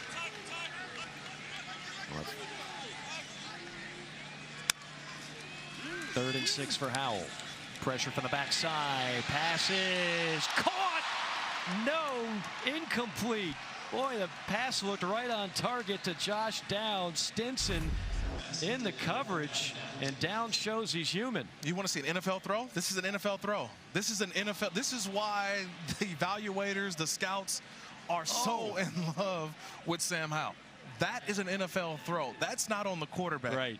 I mean, you cannot hand that ball to Josh Downs any better than the way that Sam Howell just put that in the wide receiver's arms, but yet Downs couldn't come away with the catch. Dropped it right in the bucket, and a rare miscue by Downs. 28-yard attempt by Grayson Atkins. It's up and through, 24-0 as we say hello to Kevin Connors in studio. And Mike, coming up on the Geico Halftime Report, wait till you see what's going on between the hedges right now. Sam Acho with some very strong comments about the Georgia Bulldogs. Plus, first real test of the season for Michigan. And it's the Horns and Horned Frogs having at it in Fort Worth. All coming up when you join us for the Geico Halftime Report. Mike? Kevin, we look forward to that. Look forward to those strong comments. I have a feeling they're going to be very positive in the way of the Georgia Bulldogs with what they're doing so far against Arkansas. Pretty positive stuff so far here in Chapel Hill for the Tar Heels. This game got off to a little bit of a rough start for both offenses since then. Carolina has erupted a defensive score and another couple of touchdowns. Could have been another one on that last drive had it not been for a drop in the end zone. 24-0. And if you're the Duke Blue Devils with 1:24 to go in the first half, this becomes a very critical drive. Yeah, it's a big drive, but I don't know if you have enough time, especially the way that this offense has sort of stalled for Duke, not being able to push the ball down the field. 1:24, a lot of time, but I don't know what the way the offense is playing if they can get a score. Taco Bell welcomes you to the live Moss Student Section of the Year contest. Use hashtag Student Section Sauce to get the committee's attention, and go to ESPN.com/Taco Bell to see how your school can compete. Hey, just being around here the last couple of days, this fan base so happy to have Mack Brown back. I mean, it's you're talking about a guy when he took over, North Carolina was in disarray. He goes 1-10 his first 2 years, actually loses to Duke in those first 2 years before rattling off 10 straight victories over the Blue Devils. And even at age 70, Mack Brown is a guy that has already taken this program back to some really successful points in time. The Orange Bowl a year ago, that is the most significant bowl appearance in over a half century. You got to go back to a Cotton Bowl in 1950. So to say it was a great homecoming would be an understatement for Mack Brown. And the same goes for David Cutcliffe. And not only these two coaches have something in common in terms of the great job that they've done, how about two of the oldest coaches in the FBS? Hey, like a fine wine, all these coaches have aged very well. Mack Brown at 70, David Cutcliffe at 67. Two guys that have meant so much to these respective programs. Two guys that admittedly are not the best of friends, but they have so much respect for one another, have been on various committees together talking about the health of the sport, and you will not find two more genuinely good people in the coaching profession. Speaking of good people, here's Dawn. Yeah, guys, and I actually think you probably won't find two more coaches that are more direct when they talk to you, when they talk to their players. When we asked Mack Brown what the difference has been in this second stint here, he said that. He said, I'm direct with everybody. No elephants in the room. His player, his staff, they knows exactly how he feels about everybody. He said they play good. We tell them good. They don't play good. We tell them they didn't play well. And his players that I talked to really appreciate that. No doubt. This is no sugarcoating on things. In fact, you know, Mack Brown told us point blank when talking about coming off the tough loss to Georgia Tech. He said, our publicity preseason is ahead of our team. They were preseason top 10. That might have been a little bit premature. Yeah, a little bit. I think a bit. When you think about North Carolina when he first got back, and I remember having that conversation with Mack, and he realized it was going to be a 2 to 3 year process for them to really, really be competitive, not just throughout the ACC, but I think nationally. His first job was to do what, though? That was to get Sam Howell to be his quarterback. No question. That was when he took the job at North Carolina. He said, I need to get Sam Howell. Sam Howell decommitted from Florida State. He comes to North Carolina. So he's got the quarterback in place. And I think it's been the play of Sam Howell that's really elevated the program, and the records that they've been able to get so far under Sam Howell but yet I think the team still isn't there yet, and it's almost there. A lot of sophomores and freshmen and juniors. Look, this is a scary team, I think, now, but come next season, even with even more experience, I think this is going to be a team to be reckoned with in the ACC. Well, point blank, he told us they lost 4,200 yards of offense from a year ago. That's a lot to overcome, even with a highly touted quarterback in Sam Howell. A 3rd and 5 for the Duke offense. 1 of 8 on 3rd down today. They'll try to draw play. Not this time. Bear hug by big Miles Murphy. Says no dice, Mateo Durant. Timeout, North Carolina. One more opportunity. North Carolina, 3rd and final. What a half for Miles Murphy, right? He had the sack earlier. That time he just swims the defense. I mean, the offensive tackle gets in on a play. Look, he realizes this offense for Duke is really about Mateo Durant. If you're not able to do that, that's it. You're done. And right now, Gunnar Holmberg having a tough time trying to make a big play.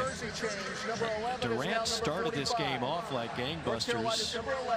He had 94 yards in the blink of an eye, but since then he has been bottled up. He's got 5 carries for 6 yards in his last 5 carries. So they have figured out the riddle that is Mateo Durant. That puts more pressure on Gunnar Holmberg and this passing attack. Yeah, we know what the second half is going to be all about. Just can they create some open windows, but this rush for North Carolina has been outstanding, especially in the second quarter. There's Dre Bly, the defensive secondary coach. Boy, how good was he as a player? Oh, man, one of the great players in just all of college football, not North Carolina history, but one of the great NFL players as well. Of course, played for Mack on those great defenses his first stint in Chapel Hill. Downs gives a chase, and then will scoop it up at the 14-yard line. Stacked up at the 17, a 55-yard punt, 3-yard return. Coming up 3:30 Eastern time over on the ACC network, they'll have Syracuse and FSU from Doak Campbell Stadium in Tallahassee. And then the day is capped off by the ACC network primetime matchup presented by Geico. Number 25 Clemson hosting Boston College in Death Valley. The Tigers have won 10 straight and 12 out of 13 against the Eagles. But this is a different Boston College team, and this is a different Clemson team, Kirk. Yeah, much different Clemson team. And look, they've lost 2 games, one of them against Georgia in week 1. I'm watching what Georgia's doing to Arkansas. Hey, I'm telling you, Georgia's one of the best teams in all of college football. But last week's upset by North Carolina State really has kind of shaken up the ACC a little bit and shaken up the country. I just say, hey, look, 2 early losses for Clemson. They're in a transition, coming off of Trevor Lawrence to now DJ Uiagalelei, and you forget they don't have that same rushing attack and how important Travis Etienne was to that offense. You know what else they don't have? They don't have a good offensive line right now. They've got a leaky offensive line in Death Valley. They knew it'd be a concern coming in. It's been a bigger concern as the season has progressed. I don't know if that is going to be shored up this year. Howell, all kinds of time, steps into a throw and then throws it wildly out of bounds. The thing I love about this league this year, Kirk, is the quarterback play top to bottom. I think it's as deep as any league in the country. We've got Howell here. Brennan Armstrong of Virginia is electric. Kenny Pickett of Pitt, terrific. Sam Hartman of Wake, they're undefeated. De'Aaron King, Miami, when he's healthy.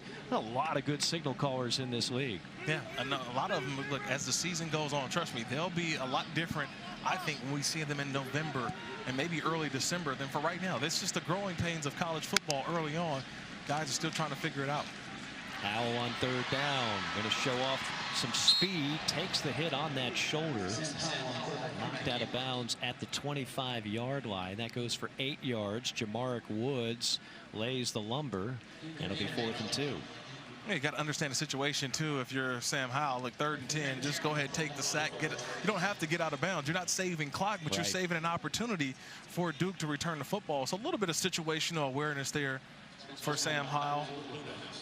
Understanding the time that's left, why not just slide inbounds, force Duke to call timeout, which they have only 2 left.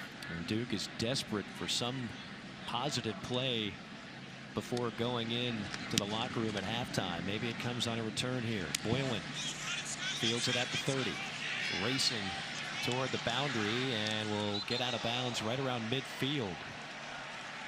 And there is the penalty flag coming in, likely a late hit. So this is the opportunity that Duke had hoped for. Looked to be a little bit late on that hit. And again, that's what I talked about. Understanding the situational awareness. That if Sam Howell slides there, would have bought a little more time or taken more time off the clock. And now you got time to, for that return, that was a big hit. Personal foul, late hit out of bounds by the kicking team. 15-yard penalty will be added to the end of the run and automatic first down.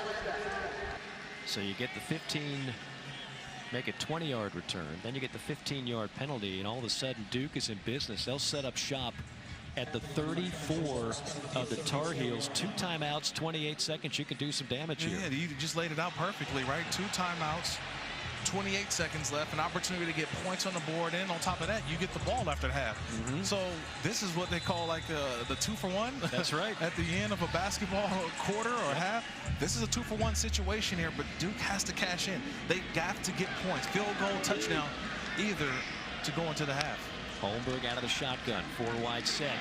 Immediately gets dropped for a sack. That's the 4th Tar Heel sack on the day, and that is Tamon Fox out of Lawrenceville, Georgia. All you got to do is just look for a Fox, 56 or 12. It doesn't matter whether it's Tamari, whether it's Tamon. Foxes are eating up. Watch the top of the screen. Tamon Fox, that's just a power rush. Second of the half. You want to see a bull rush? Yeah, you flex a little bit if you're Game Tamon clock Fox. operator, let's reset the game clock to 24 seconds. Thank you. Show off the biceps if you're Tamon Fox. Let them see it. All of a sudden, this Tar Heel defense has really amped it up in the latter part of this first half. Yeah, but it really started with stopping the run. Earlier, we saw Mateo Durant really get it going, but in those obvious passing situations, just North Carolina defense really turned it up. They turned it up on their rush, the inside, the outside, and now they feel like they have the advantage. It's been the outside rush that's really disrupted anything Duke has wanted to do in the passing game. They've reset the clock to 24 seconds. You're Duke, you got 1 timeout. You just went backwards, a loss of 6 on that sack. So now 2nd down and 16. I go back to what you alluded to in the first quarter, and I'm looking at these wideouts downfield. You're not seeing much separation. No, they can't get off the block. I mean, not the block, but they can't get off the line of scrimmage. I mean, I'm watching. I'm trying to see some sort of separation, and not enough time for Holmberg to scan the defense. Holmberg again, heavy pursuit, and just tosses that one away. It's a bad combination because you're not getting much protection and you're not getting much separation from your wideouts. Other than that, Mrs. Lincoln. Yeah, Tamon Fox again, number 12, the left defensive end. He's got a little bit of a matchup over there going against Carson Van Lin, and it's just speed rush, it's bull rush, and now you have an offensive tackle on his heels. Now you just got to go jump him. If you're Van Lin, just go and just attack him. Don't allow him to be absorbed. Holmberg, designed run that time, just trying to give better field goal range for Charlie Ham, who has hit a long of 50 this year. That was against Northwestern. And they're going to call a timeout and set up a lengthy field goal, I would think. Yep, there it is with 1 second left. And Charlie Ham, the sophomore from Atlanta. Timeout was called by Duke with 1 second left in the half. This is Duke's 3rd and final timeout. Now we will get a chance to see just how strong that right leg is for Charlie Ham. You know, watching just football in general, not just the college game, but watching the NFL game last week, and you saw, you know, the last second field goals to end the half. That does North Carolina put somebody down there in that end zone just in case that this ball falls short and they can return it for a touchdown. Right. We saw it in the Jacksonville Jaguars versus Arizona Cardinals game, and I'm not so sure why North Carolina doesn't have someone all the way back for this field goal over 55 yards. Maybe the most famous one recently in the college game, the Iron Bowl. Yeah. Auburn beat Alabama on a play like that. You can see the Duke sideline telling everybody we got to cover if this ball comes up short. And Trey Morrison just did that. You see number 4 for the Tar Heels. Catches it at the goal line. Here comes the fun.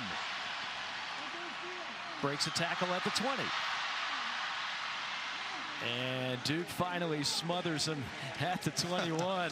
That could have been interesting. Next time, put Josh Downs back there. 24-0, our halftime score here at Chapel Hill. We send it to Kevin Connors and Sam Howell for the Geico halftime report. Boy, Mike, all Tar Heels through 30 minutes. Welcome into the Geico halftime report. Speaking of dominant. So good for the Heels and for Sam Howell. Yeah, they've responded quite well, and really it's been a cumulative effort. It's been everybody. It all got started with the defense, right? The defensive backs getting a scoop and score for a touchdown, which really, I think, eased the crowd, eased the offense, and that's where you saw things really started to take off offensively for North Carolina today. Sam Howell creating a little bit of time to throw the football, and the offensive line, work in progress, but they've been able to keep Sam Howell upright, especially in that second quarter. Very important opening drive of this second half for the Blue Devils as Stinson takes the return, and we say hello again to Dawn. Yeah, Mike, I asked Duke head coach David Cutcliffe what they have to do to better protect their quarterback this half. Gave up 4 sacks in that first half, and he said it sounds really simple, but we have to get our wide receivers open more, easier, faster. He said we've got to get them moving on the run. They've been stationary right now up front. They have to stop that initial charge that's coming from Carolina, and he said, I'll be real honest, you want to protect your quarterback, we've got to run the heck out of the football. And certainly that would involve Mateo Durant. They'll throw it on first down. Wide open target at the 35. Past midfield. Here comes Calhoun. Calhoun changing direction. Foot race for Calhoun at the 10. And is in for the score. A touchdown. 80 yards. Jalen Calhoun, and Duke finally finds pay dirt. Wow. You want to figure out how to start a half. This is how you do it. First of all, watch the quarterback. Watch Gunnar Holmberg. He takes a shot, but the toughness delivered the ball right on time to Calhoun, and now it just turns into a foot race. Calhoun almost runs out of steam, but he knows where that goal line is. That's a touchdown. This is the way the Blue Devils wanted to start this half. Wow, explosives in the first play. Longest play of the season for the Blue Devils. And there is that receiver that Dawn was alluding to, trying to find somebody to make a play. Calhoun, the backward plunge into the end zone. I don't even think people are in their seats yet from halftime. I'm looking around, and the crowd is kind of slowly rolling back into their seats, and it's one play touchdown for Duke. Obviously, you see what the game plan is. It's you have to get the football to your wide receivers. How are you going to get open? And this is what we saw last week versus Kansas. They can score in a hurry. And that play right there, maybe we see a different Duke offense in this second half. Well, that is exactly what the doctor ordered for Gunnar Holmberg in this Duke offense. One play, one touchdown, just 20 seconds off the clock, and we might have ourselves a ball game here in Chapel Hill. Now we'll see if the Duke defense can respond. You look at Calhoun, junior out of Greenville, a 3-year starter. They say he runs the best routes on the team. Good hands, works the slot. Boy, did he come up big on that play. Yeah, and just a terrific throw from Holmberg. Under pressure, under fire, but he delivered. Scooped up at the 25 and ramming ahead to the 33-yard line. One of the upbacks for the Tar Heels as we take a look at today's player spotlight, brought to you by Gain Detergent. How about Sam Howell so far? Yeah, it's been the Sam Howell show, and when you don't have the running game going for you early, you got to find ways to get it. And you see that 32-yard run today for Sam Howell, getting his team set up inside the goal line, near the goal line. He's been having to do everything today, and that's what you expect from a guy who a lot of people think that he could be playing his last season here in Chapel Hill. 81 career touchdown passes now for the junior from Indian Trail, North Carolina, just outside of Charlotte. On the ground. And weaving his way to the 40-yard line is Ty Chandler, the Tennessee transfer. Daquan Johnson on the stop for Duke. I want to see more of him in this second half. I think that he can open up this offense a little bit more for North Carolina. He'll probe the right side and then stacked up Good second effort, though. He brought Ben Fry backwards, and that might have been enough for a first down.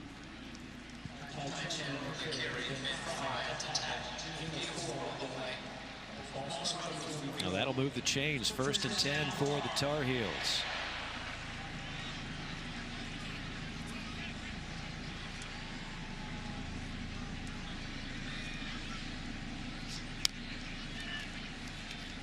Keep it on the ground between the tackles. Not that time for Chandler. The line of scrimmage jammed up, and Shaka Hayward flying in for the tackle. You know, we haven't mentioned his name a ton today. Shaka Hayward, the team's leading tackler for this Duke defense. He's a game changer. Last week had an interception, almost returned for a touchdown, but he's the guy that really is going to have to come alive, I think, in this second half and try to get some heat on Sam Howell, especially if Howell keeps it in those read option plays. He's got to be able to make a difference. Such an interesting game thus far, kind of bizarre, as Howell looking to air it out. Nobody open. Now we'll tuck it and run, and turns nothing into something, and somehow gets 8 yards on the play. Sam Howell slippery. This is a slippery run, right? You're trying to get your hands on him, and he just slips by, right? Gets in there, he hides behind his offensive line and gives you a little spin move in there. Just a little bit of everything on display for Sam Howell today. The former commit to Florida State changed his mind, came to Chapel Hill, and boy, are they glad that they got him in powder blue. It'd be interesting here. They decided to run the football. They couldn't get the tough yard a week ago. So I want to know, do they keep the ball in Sam Howell's hands or try to run the ball where they couldn't get a first down opportunity in a short yardage? On 3rd and 2, Howell. That play really got blasted by the start because Mausi was right in on Howell, forcing him to throw it early. Yeah, do you trust your offensive line or you trust your quarterback? I get it, you trust your quarterback, but to try to get a tough yard against this Duke defense, why not try to run it with Ty Chandler? It's okay with the decision. I like the decision of the little quick pop pass to the tight end, but I think that Duke was well aware of it, just as we are. That's why I thought you may have run that ball with Ty Chandler. So Duke does its job on both sides to start off this second half. Touchdown on offense, a stop on D, and the Blue Devils will have it when we come back after a 48-yard punt. 24-7 here in Chapel Hill. Who gets the victory bell at the end of the day?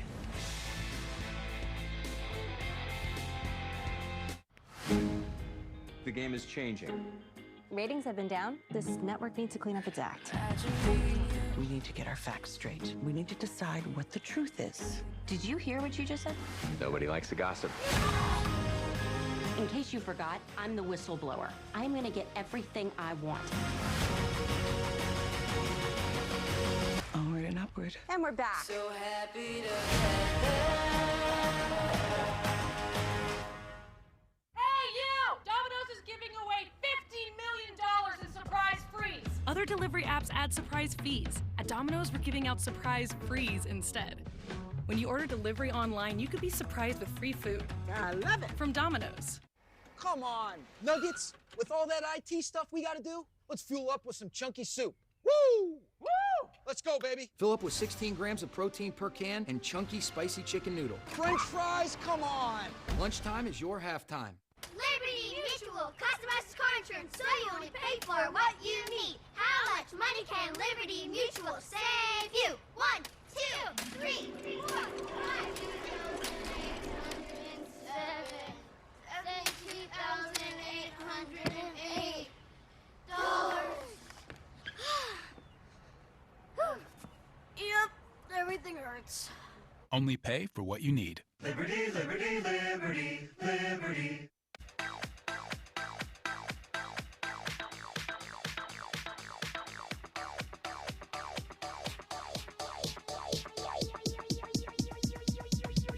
I need to try it first.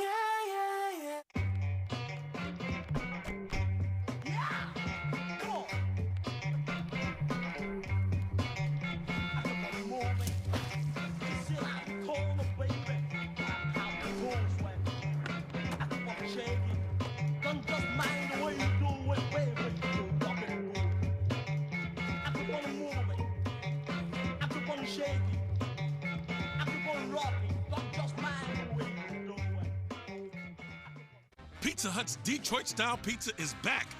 Same crispy crust, cheese to the edge, and the sauce is still on top. Ooh, that looks good. The Detroit-style pizza. Get it before it's gone. Hurry up. No one out-pizzas the Hut. Intercepted. Boston College is going to win this game. Touchdown, Justin Ross.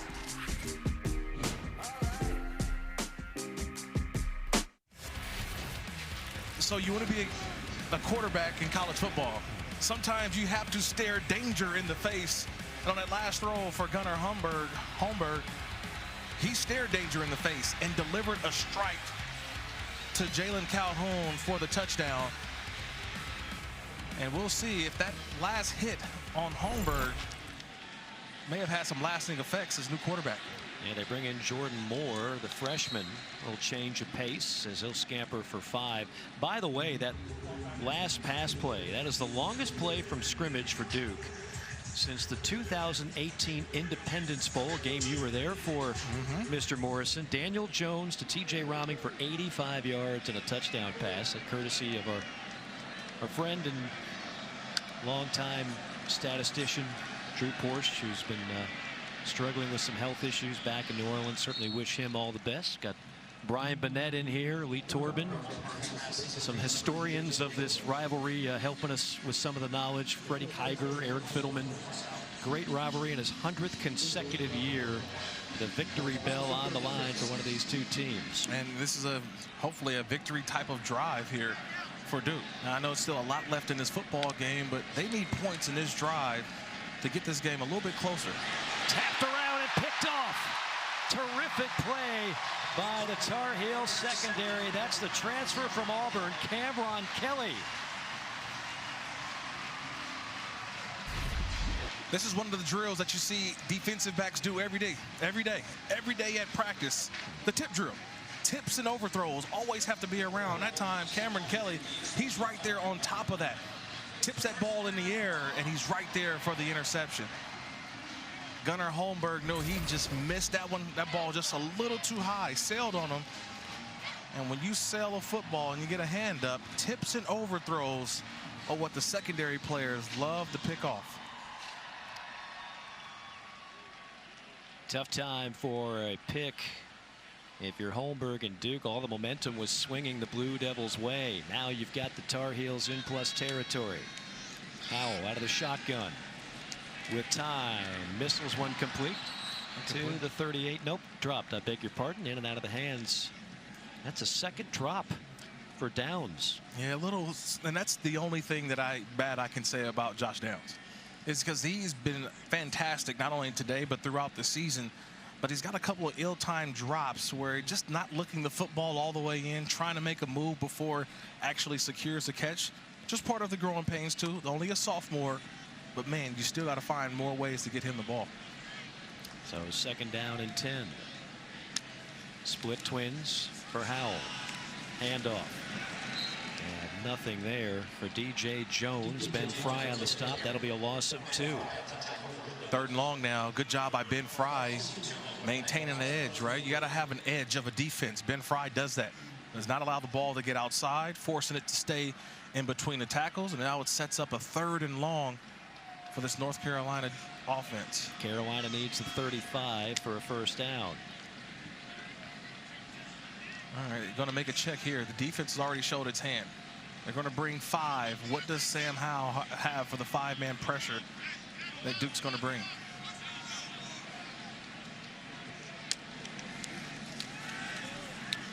Pressured. Howell will go down. Loss on the play and a sack for Aeneas Peebles. Aeneas Peebles with his 2nd sack of the year and a loss of 10. Well, you knew right before the play they were going to bring 5-man pressure. This is on Sam Howell. This is on the quarterback. They brought 5. That means you got 5 on 5. You got one-on-ones all across. You got to get rid of the football. That decision needs to be made right now. And when you hold on it that long, bad things happen. And there's a sack. I put that one on the quarterback, not the offensive line. So after the pick, a 3 and out for the Duke defense. From the 12. And a penalty flag falls after a 40-yard punt, minimal return.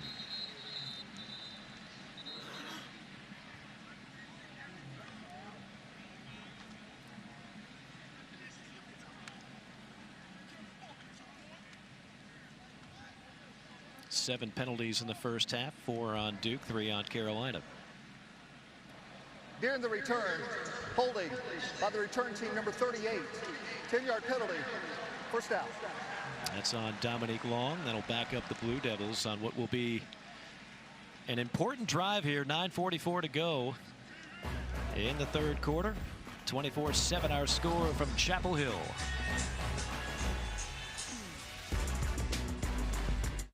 Welcome to Allstate, where we have all new lower auto rates.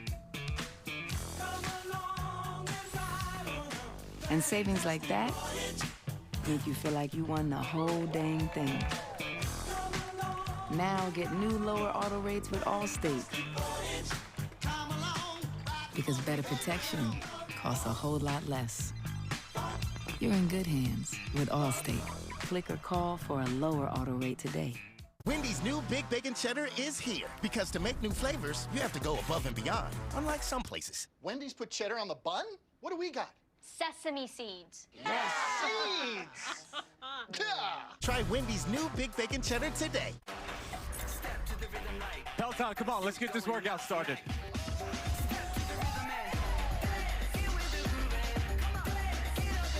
Heart rate stays up. We're moving to the mat. Let's go, Peloton. Bring that thunder.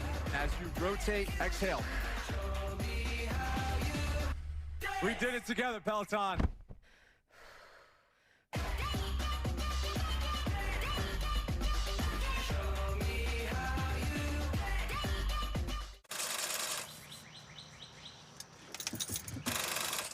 Really? Really? Free testing and charging? And if you need a new one, we've got you. Really? Welcome to America's #1 battery destination. AutoZone, your battery solution. On a joyous Fansville by Dr. Pepper. By the power vested in me by the city of Fansville, I now pronounce you fan and wife. Natalie drops back into the pocket. It's a 3-step drop. Trisha's wide open. Here comes the throw. Oh, Becky with the pick. Holy mackerel. When you take a look at it, see that full extension by Becky? Let's go back to the action. Oh! At this point, it's anyone's bouquet. Up next, the garter toss. Dr. Pepper, the one fans deserve.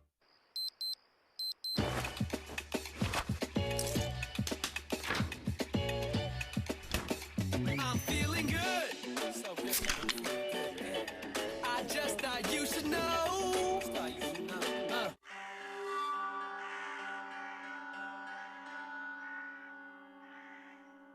Guys.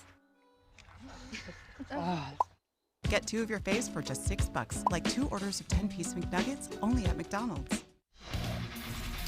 Time to take you from plan to play, brought to you by Northwestern Mutual. Well, the plan was to be balanced offensively, and the running game hasn't been there, and it's just been, look, I'll do it myself, and that's been Sam Howell.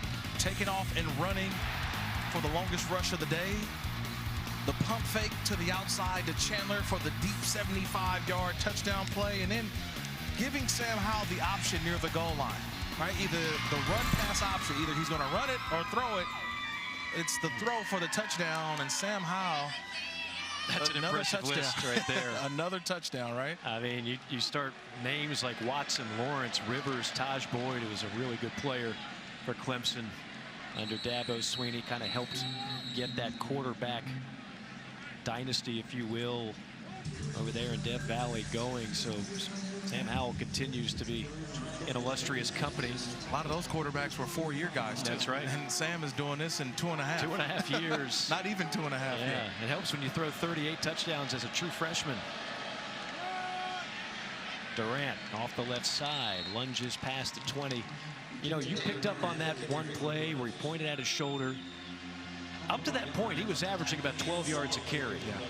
Then all of a sudden, the end of the half, his last 5 carries went for 6 yards, and you wonder, is it bothering Mateo Durant at all at this point? Yeah, well, we'll see right here on the tough third and 1. Durant with a head of steam, plows ahead, and he'll pick up first down yardage and then some. Yeah, a little bit earlier, Mateo Durant, just a routine run, and it's about the end of the play. All right, he gets tackled right on that left shoulder. You kind of see him pointing to that left shoulder. Hey, something's going on, but he's been in the game, and Look, this is a rivalry game for a reason. So that's right. These guys, look, a ton of bragging rights. We know the distance between both schools. It's always brings on a little bit more motivation on each side. Calhoun reels that one in for 11 and a first down. See if this Duke offense, there's plenty of time left in this game. Right now it's more of just steady drives. You don't have to get the big play like they got on the opening drive of the half. From the pocket, completes it at the 40 and dragging defenders past the 45. That's the tight end Marwidi, the most experienced of those 3 tight ends who are all involved in the passing game. 12 yards and a first. Well, you like the execution so far, right? On this drive, being able to just move the ball down the field methodically.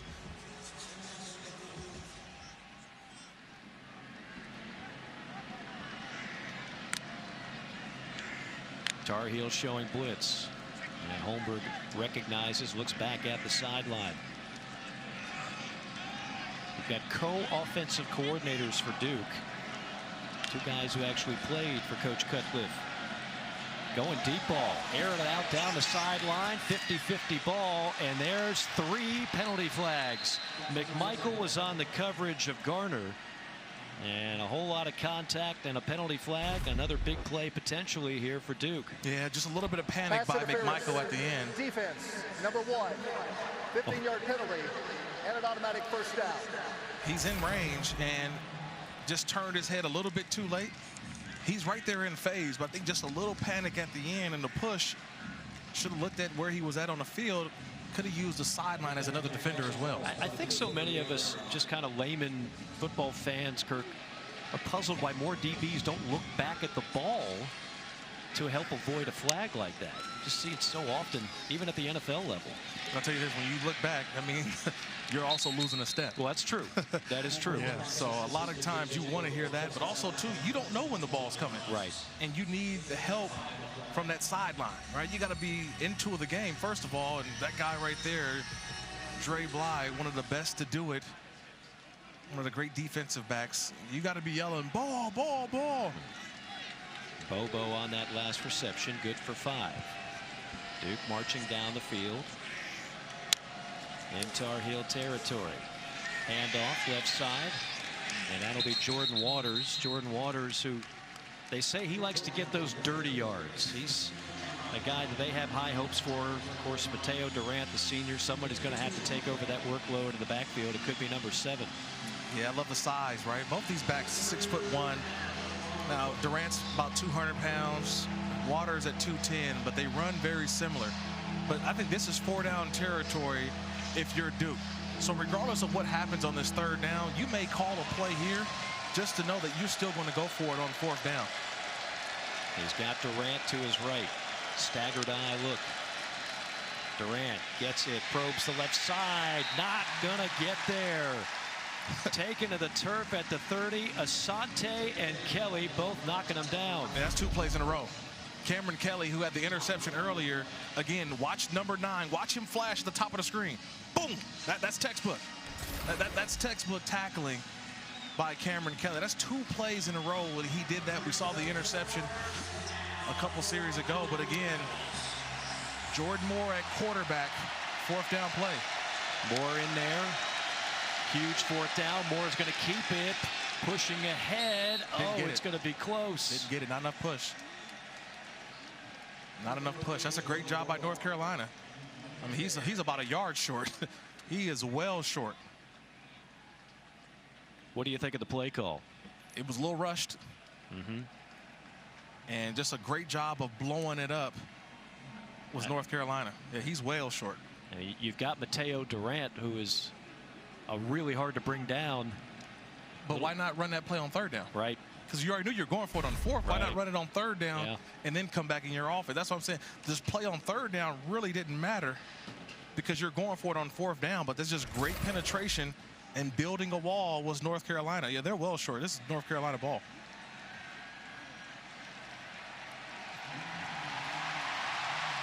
Tar Heels get the job done defensively again.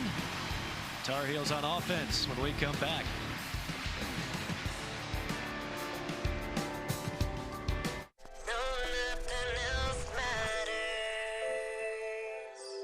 Dave's arm fell asleep 10 minutes ago, but that's okay. Right now, life is perfect, even though a few hours earlier, that could mean weeks of aggravation. But back when Dave shopped around for auto insurance, he switched to Amica. You've heard it love at first sight. This is peace of mind at first call. Any Amica customer will tell you, Amica delivers an experience that meets the highest standards. Yours. Call now or visit amica.com to get a quote. You know that fresh made-to-order salad you've been craving? What if you could get it with fire-roasted corn, crispy tortilla strips, and Southwest ranch dressing? That's what we call the Southwest Salad. It's brand new, and it's only at Zaxby's. Order on your favorite delivery app. Touchdown, Auburn. Touchdown, Auburn! Yeah! Woo! Nice. The new Frontier I ordered is here. Tebow got a new Frontier. Hey, I found a French fry on the couch. Couch fry! Barry found the couch fry! Those Auburn guys have a weird way of celebrating. Woo!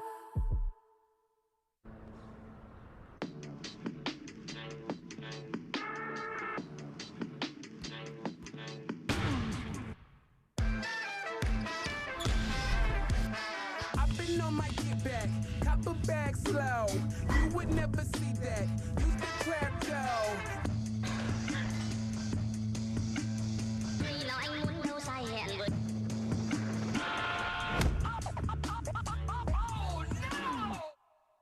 When your family gathers around a shakaroni from Papa John's, you're sharing more than extra cheese and pepperoni. You're sharing scholarships, meals, and laughter. Because $1 from every shakaroni goes to charity. That's pizza with a purpose.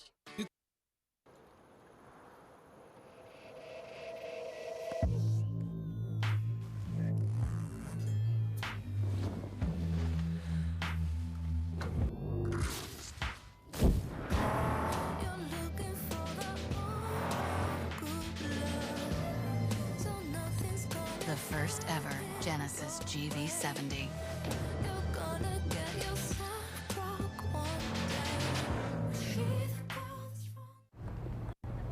That was fun. Alexa, play our dance playlist. Your play.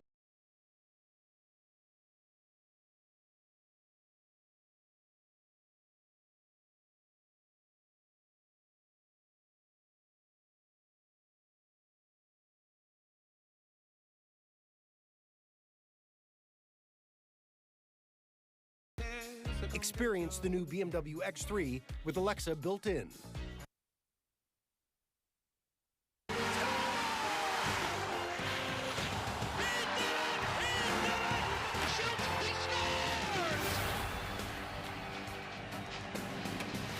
Yeah, hockey is back on ESPN beginning October the 12th. Pittsburgh, Tampa Bay, Seattle, and Vegas.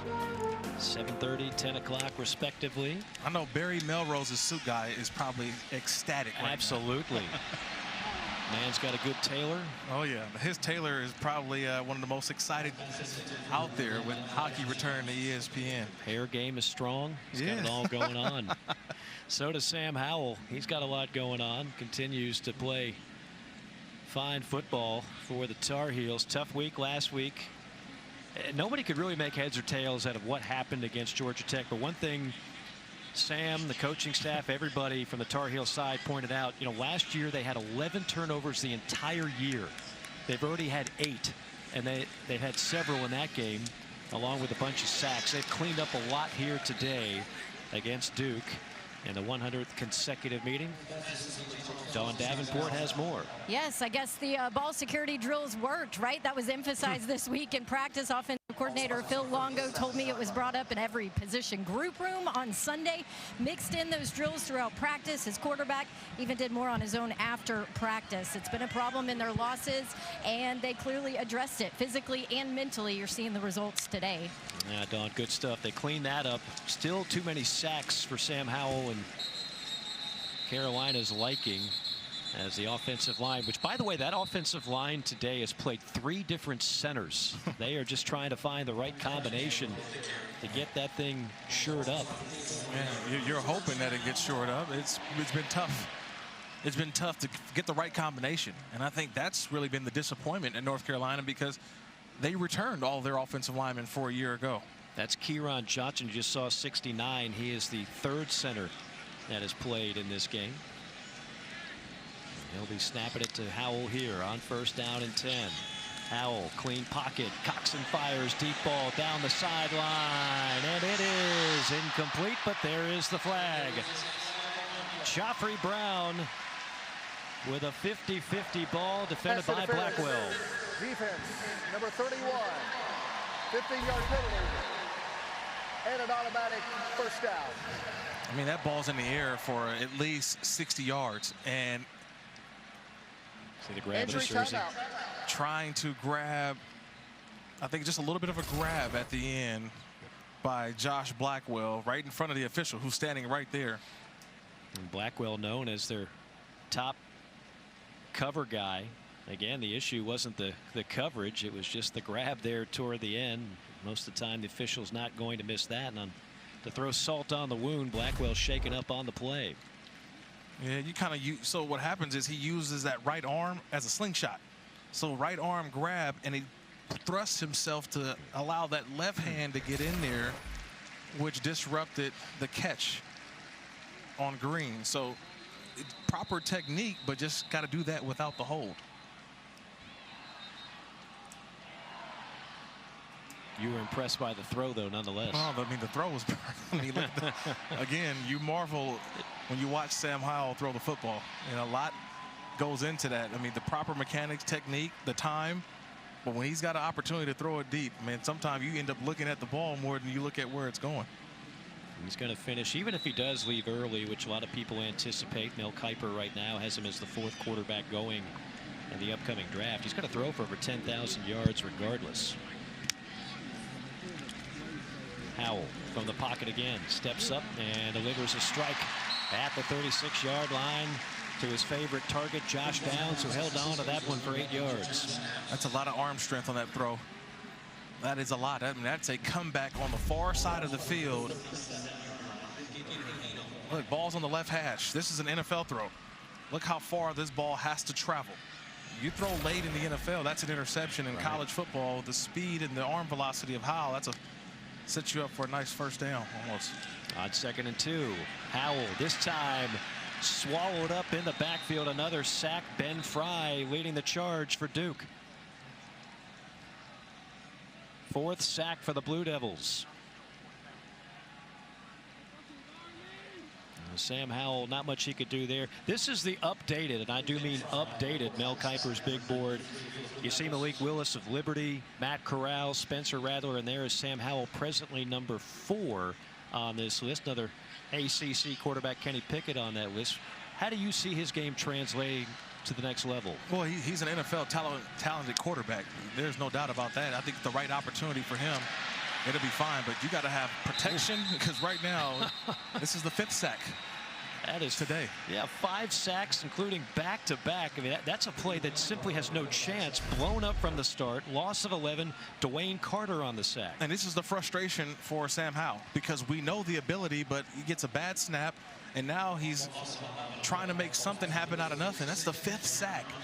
And so I don't want Sam Howell to develop bad habits, because you start getting into a situation of trying to force throws, trying to make things happen when they're not there. And I think that's where the inconsistency I talked about with this Carolina offense, it's the ebb and flow up and down, and right now not so good in this 2nd half.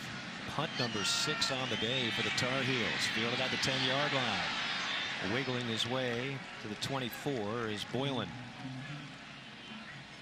Now, again, week 5, a tremendous slate of games. We're just getting you started here with this one in Chapel Hill.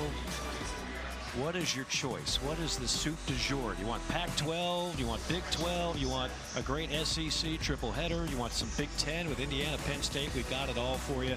Florida, Kentucky. Remember 3 years ago, the Gators in the swamp lost to Kentucky. That was the first time since the early 80s. Florida has dominated that rivalry. Mark Stoops off to another good start, undefeated in Lexington. They've got themselves finally a quarterback and receiver in Wan'Dale Robinson, who they believe can make huge plays through the air. We're used to Kentucky relying mostly on a ground game. Speaking. Well, we know this is the first weekend of October in college football. This is where the separation comes. Right. You know, I get excited about September, but let's be real. October is where the true separation comes in college football.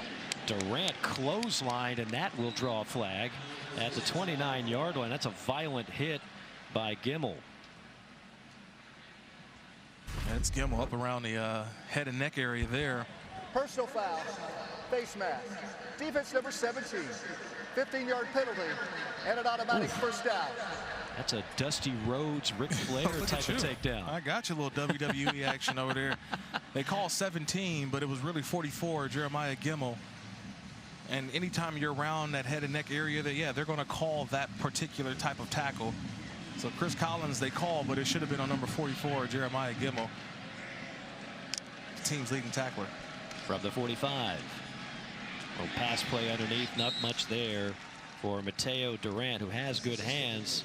But the moment he caught it, he got bottled up, and he has not found much daylight since that first quarter. Yeah, look, to me, it's not only been a great effort by the North Carolina defense of plugging the gaps. Again, it goes back to what? The secondary of being able to play man-to-man on the outside and allow extra box defenders to be there to tackle the run. On 2nd and 8. Getting to the edge and to the sideline. Little tiptoe down there. Jordan Waters, the sophomore from Fairmont, North Carolina, picks up 7. Yeah, but you got to hurry up here. Again, look, 3rd and 1, 3rd and short. We saw that North Carolina stopped that 4th and 1 conversion opportunity earlier. Can they get the tough yard here again to keep this drive going? Yeah, you start now. Your margin of error for not capitalizing. Well, here comes the big boys for North Carolina. You start bringing in the heavy guys, right? Vahashik goes in, Miles Murphy. They bring the big guys along that defensive front. A lot of beef for the Tar Heels on 3rd of the yard. They go wide, and they go to Jordan Waters, and he's got no chance. That'll be a loss on the play. Gimmel and Miles Murphy on the tackle. Well, they built the wall that I keep talking about, and there was no penetration on that side for Carolina. They pushed that offensive line back. They cleaned it up and allowed number 44, Jeremiah Gimmel, the leading tackler, to go play cleanup. That's great defense on 3rd and short. But again, another 4th down opportunity. 21's got your wings. Heavy is the head that wears the crown. Critical 4th and 2. Kirk, what do you like? Yeah, I look, run pass option.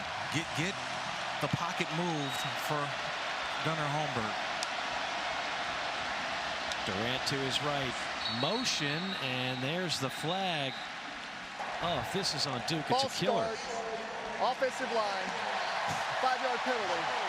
4th down. Probably could have called that on about 4 different guys, so they just keep it generic. Yeah, everybody jumped. Everybody jumped. I don't even know what the play was called there, because you got half the guys going one way, the other half going the other way. Did the center forget the snap count? Yeah, it may have been. That's a veteran center there, Jack Wallabaugh. Oh, goodness, and that's out of the timeout.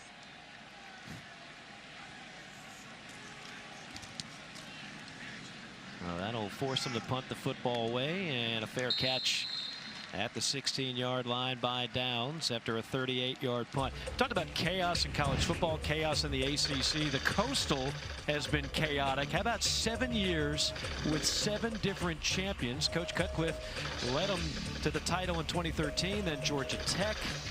And then you see a pattern. How about Larry Fedora and the Tar Heels? Then we've got the Hokies. Everybody gets a chance. Miami, everybody's a winner today. How about Pitt? Yeah, 2018, you got the Coastal. How about the Cavaliers in 2019? And so it goes on and on. Remember, we did not have divisions last year in the conference. So technically speaking, the Cavaliers are the defending Coastal champions. And right now, this Coastal division completely up for grabs as Howell takes a lick at the 25. And more chaos again in this division. I'm not sure who to like. I'm not sure either. And look, last week or a couple weeks ago, we saw North Carolina take care of business against Virginia, but I got to watch and see if Sam Howell can take care of business. How many times have we seen the ball on the ground from the snap? You know, we've talked about the different centers in the game for North Carolina, and we haven't talked enough about the snaps. Different snaps and guys doing it for the first time. Right now, 69, Karan Johnson in at center. That time, DJ Jones might have tripped on his own feet on 2nd and short. But Sam Howell made something out of nothing again on 1st down, which brings up that 2nd and short opportunity. But here we go. It looks like 3rd down. Or they give him the first? Nope. I don't believe so. It looks like 3rd and inches from here. Give him 3rd and inches. And remember, last week they did not get the tough yard. And again, I think they're going to run the football here. Sam Howell talking to his running back. So that's how you know he's going to get the football. Short yardage has been a struggle for both teams today. Again, running wide. 2nd effort will get it. And that'll be a 1st down and then some for DJ Jones, talented sophomore out of Fayetteville, North Carolina. He'll pick up 10. Anytime you see the quarterback talking to the running back, it's not for play protection, but it's Lummy Young. Watch 23 comes out from Duke from the secondary. Just couldn't hold on. Missed tackle results in the 1st down. Jones now 7 carries, 29 yards. Howell rips one, caught at the 45. It's Downs, and he looked like he might have had a foot race, but then he lost his footing. Oh, man, this one was thrown on a rope. On a rope, Sam Howell to down right through the seam. This is in between defenders. Watch how quickly this ball gets there. Right through the seams. In between defenders, and that should have been a touchdown if Downs is able to keep his feet. Turf monster. That ever get you, Kirk? Far too often, far too often. They switched from natural grass to field turf here at Kenan Stadium a few years ago.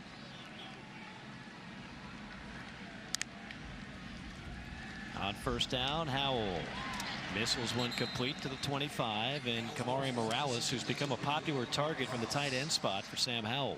Yeah, I kind of like the way they've been using Morales. Remember the touchdown earlier. Now just a guy, another outlet. We talk about the receivers so much for Sam Howell, but I think Morales is really starting to carve out a role within this offense to be a playmaker.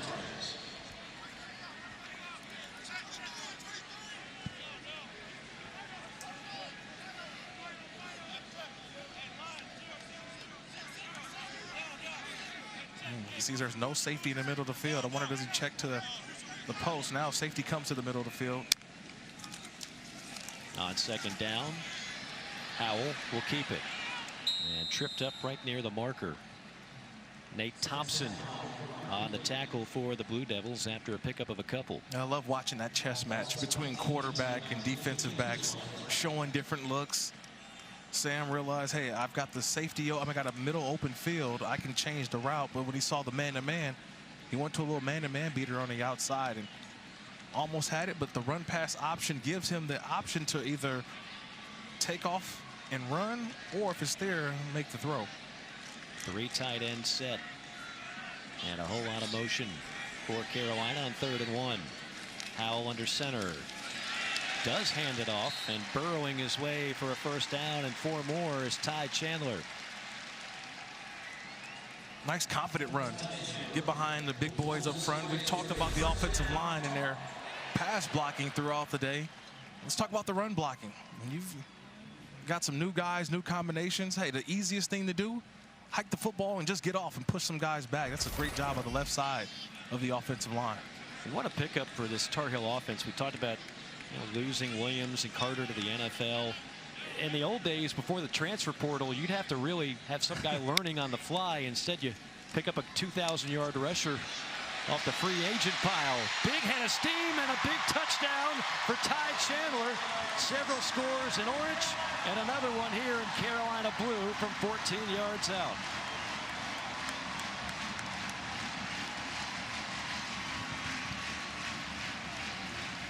Second touchdown today for Chandler, 1 receiving and 1 on the ground. Yeah, let me get my adjectives together when they talk about that run. That was will, want to, desire, all of it. The way that Ty Chandler said, I need to get to this end zone. That was a dominant run. Look, all off the confidence of the 3rd and 1 game. Get it back to him. He goes in for the touchdown. They love Ty Chandler's ability. They love his experience and his ability to help some of the younger running backs. And they love what he did right here. Yeah, they love just give him the football. Get some guys out front. Let them know, I'm too sexy for my shirt. Touchdown.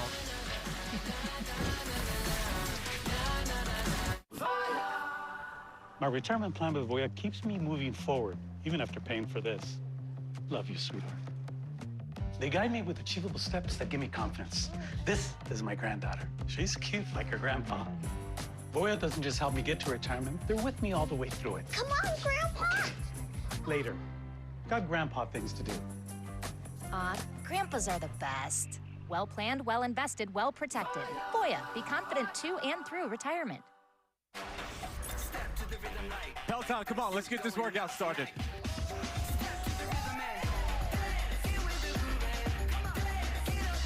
Heart rate stays up. We're moving to the mat. Let's go, Peloton. Bring that thunder. As you rotate, exhale. We did it together, Peloton.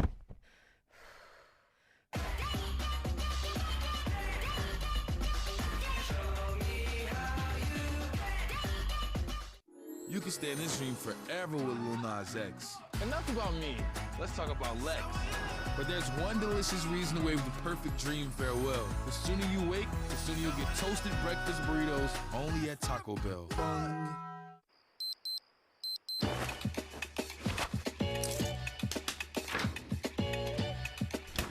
I'm feeling good. I just thought you should know.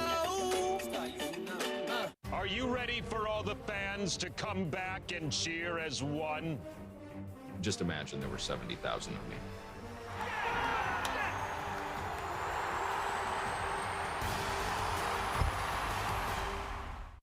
These are Tecovas boots. So are these. These too. They aren't trendy or complicated. Instead, they're everything a Western boot should be. Nothing of what it shouldn't. If a mountain of 5-star reviews doesn't blaze a trail for you, our craftsmanship and style will. Tecovas is putting Western boots back on the right path. One where we all walk taller. Quality and confidence, shipped right to your door.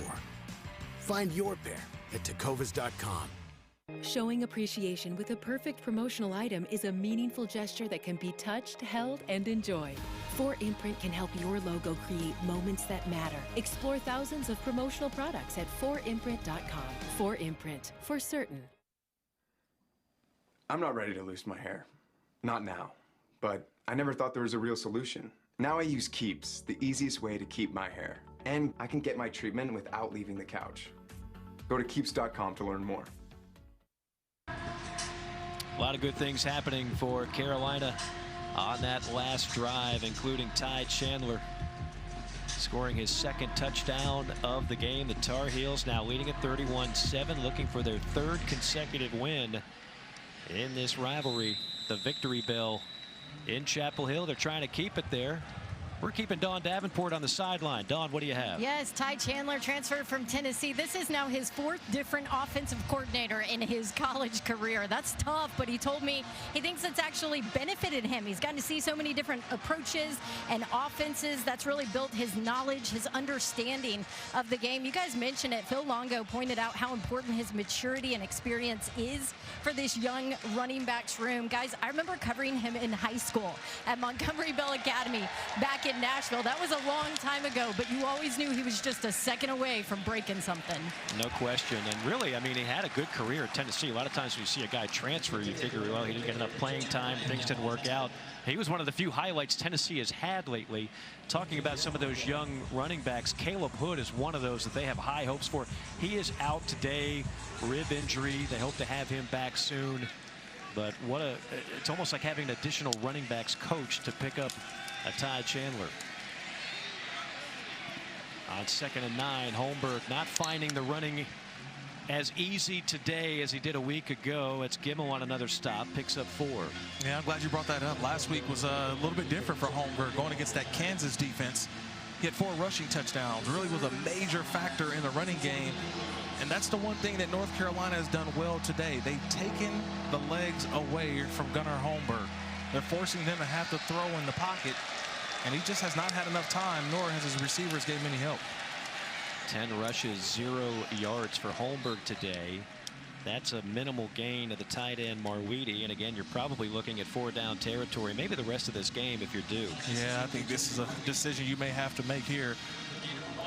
You're down almost 4 scores. It's a tough one, but you got to punt this one away, I think. Yeah, it's a lot left in this game still, and I understand it, but where you're at on the football field, on your own side of the 50, this may be the last punt for Duke, and then the rest of the way, they'll probably have to go for it, start pressing the ball down the field. This will be the 8th punt of the game for Porter Wilson. Tar Heel defense has really stepped it up this week after a tough go of it last week in Atlanta. Scooped up at the 1-yard line by Downs. Downs will take it out to the 20-yard line. 68-yard punt and a 19-yard return. Tar Heels looking awfully good today in Chapel Hill.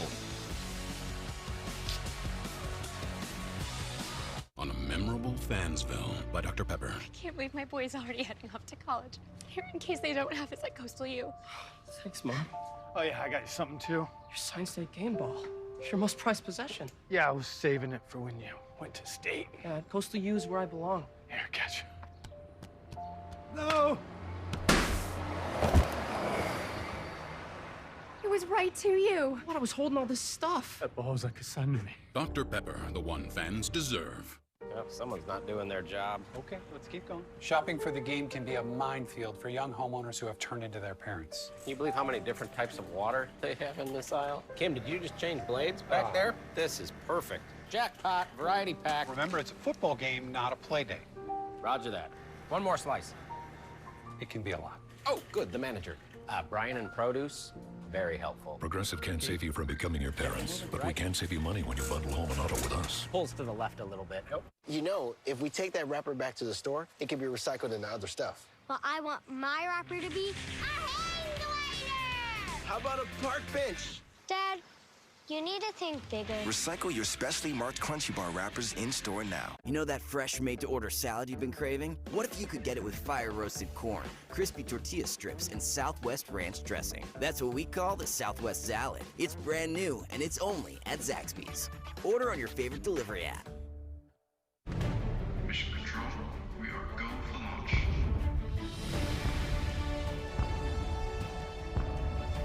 T-minus 2 minutes and counting. She's eating the rocket. Copy that. She is eating the rocket. I assume we needed that.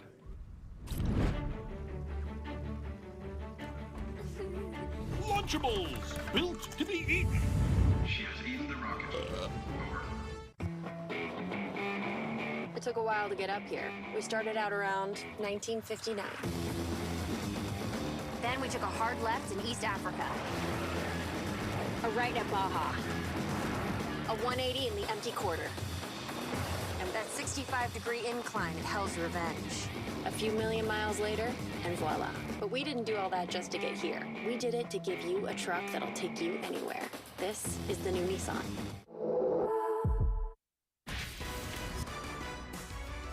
ESPN College Football is presented by Sling TV.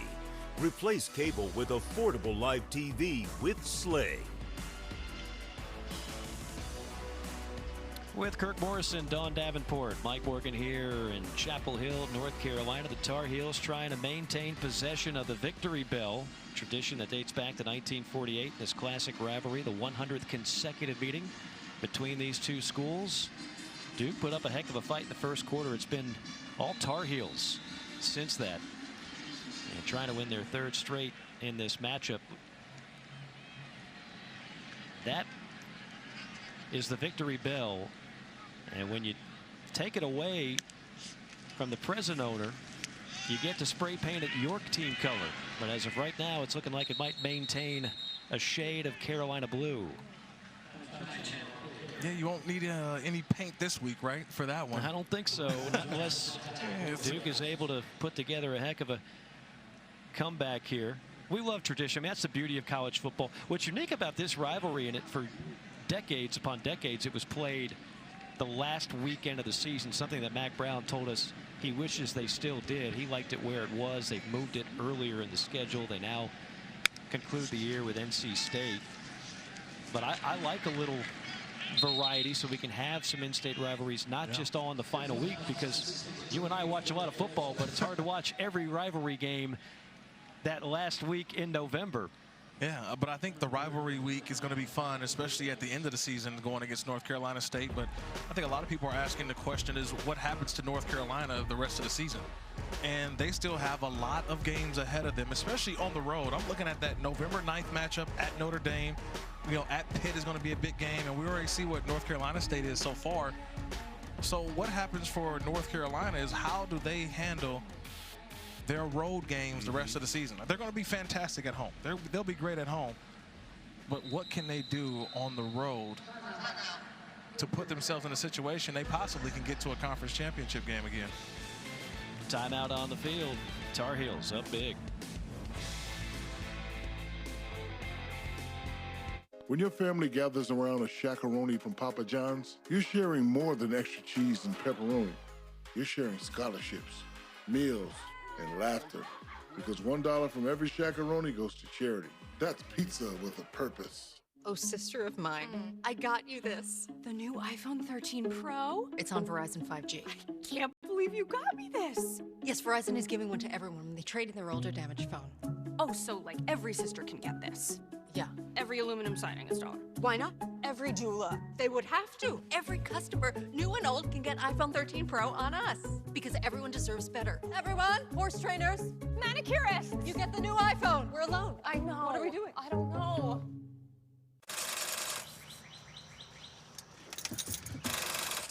Really? Really? Free testing and charging? And if you need a new one, we've got you. Really? Welcome to America's #1 battery destination. AutoZone, your battery solution. While expecting, Jennifer discovered the Chex Mix combination of 1 corn Chex, 1 wheat Chex, and 3 breadstick pieces. Get born and then you can pick your own mix, baby. Pick your mix. This football season, buy 4 participating items and save $50 off Fanatics gear at wearetailgatenation.com. So you went to Mickey D's and didn't either. Man, that's wrong. What? You're all right. Get 2 of your faves for just $6, like 2 Quarter Pounders. Only at McDonald's. Whoa. Every week, millions of fantasy football players need to be confident they're making the right decision. What's up with CeeDee Lamb? How does ESPN help them make smarter trades and set the right lineup? Does this look bad? I don't know, I'm not that kind of doctor. IBM Watson. By analyzing everything from player stats to expert opinions, Watson cuts through the noise to deliver game-changing insights. Boomer Bust says CeeDee Lamb is going to boom. To keep ESPN at the top of the fantasy sports world. He's good. What can Watson do for your business?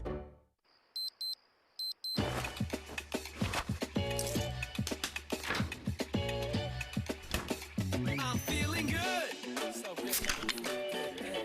I just thought you should know.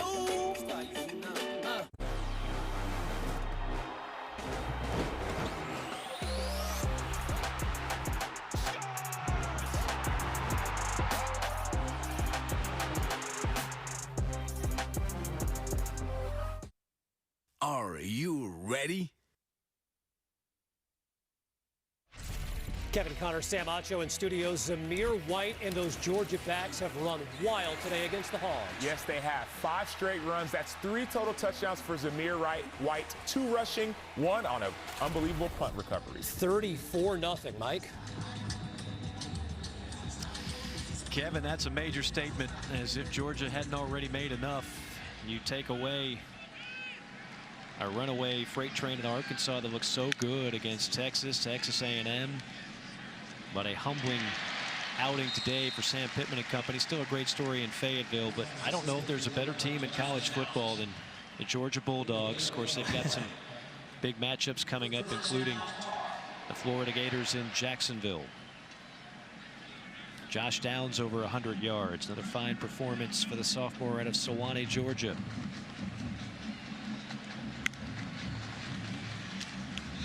Howell not on the same page that time with Downs. No, they were on the same page. No, they were. Trust me, they were. But Josh Downs also saw that safety that was creeping down. And Downs said, looked at him and said, hey, don't leave me in there. He was on a business decision page. Yeah, trust me, they were on the same page. He just saw that safety coming.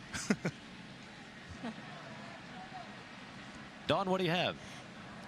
Yeah, we talk about the potential for Josh Downs. I talked to his dad, Gary, knew his son was athletic at an early age. Here you go, around 5 years old at a preschool field day. None of the kids would make a basket during the basketball portion of field day.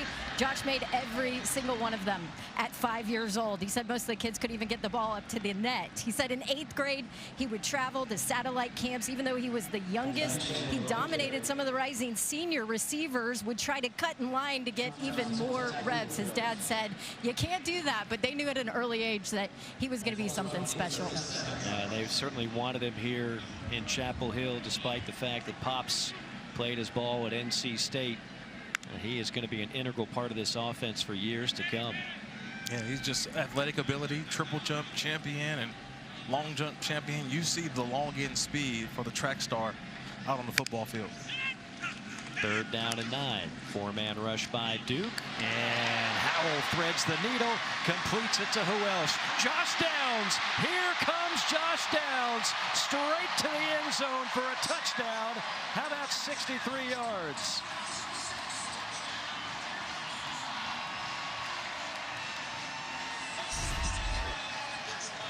We just talked about the athletic ability and the speed. Look, I get excited just talking about it. To the outside, the ball, once it gets in his hands, I told you, it's like a video game. A, B button, whatever you want, but he's got that burst. There's nobody that can catch him. That's Josh Downs for you. Just get him the ball, let him be, let him go do work. He crosses the finish line for another touchdown. He's got burst, he's shifty, he's got wiggle. And track speed, complete package. Josh Downs having one heck of a day. So are the Tar Heels.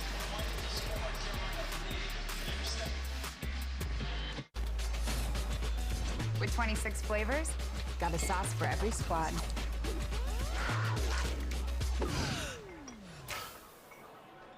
Don't drip on the drip. It's the greatest of all times. Buffalo Wild Wings. Wealth is your first big investment. Worth is a partner to help share the load. Wealth is saving a little extra. Worth is knowing it's never too late to start, or too early. Wealth helps you retire. Worth is knowing why.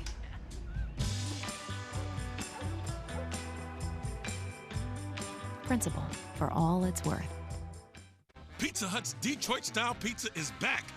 Same crispy crust, cheese to the edge, and the sauce is still on top. Ooh, that looks good. The Detroit-style pizza. Get it before it's gone. Hurry up! No one out-pizzas the Hut.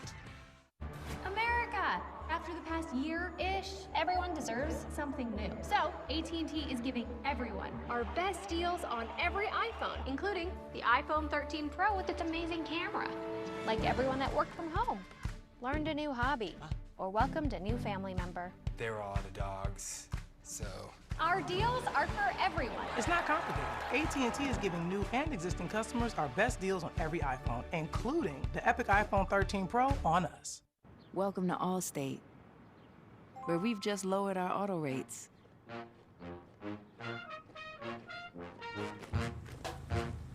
And savings like that follow you everywhere. Now get new lower auto rates with Allstate. Because better protection costs a whole lot less. You're in good hands with Allstate. Click or call for a lower auto rate today.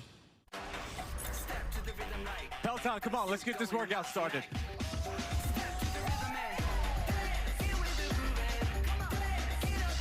Heart rate stays up. We're moving to the mat. Let's go, Peloton. Bring that thunder. As you rotate, exhale. We did it together, Peloton.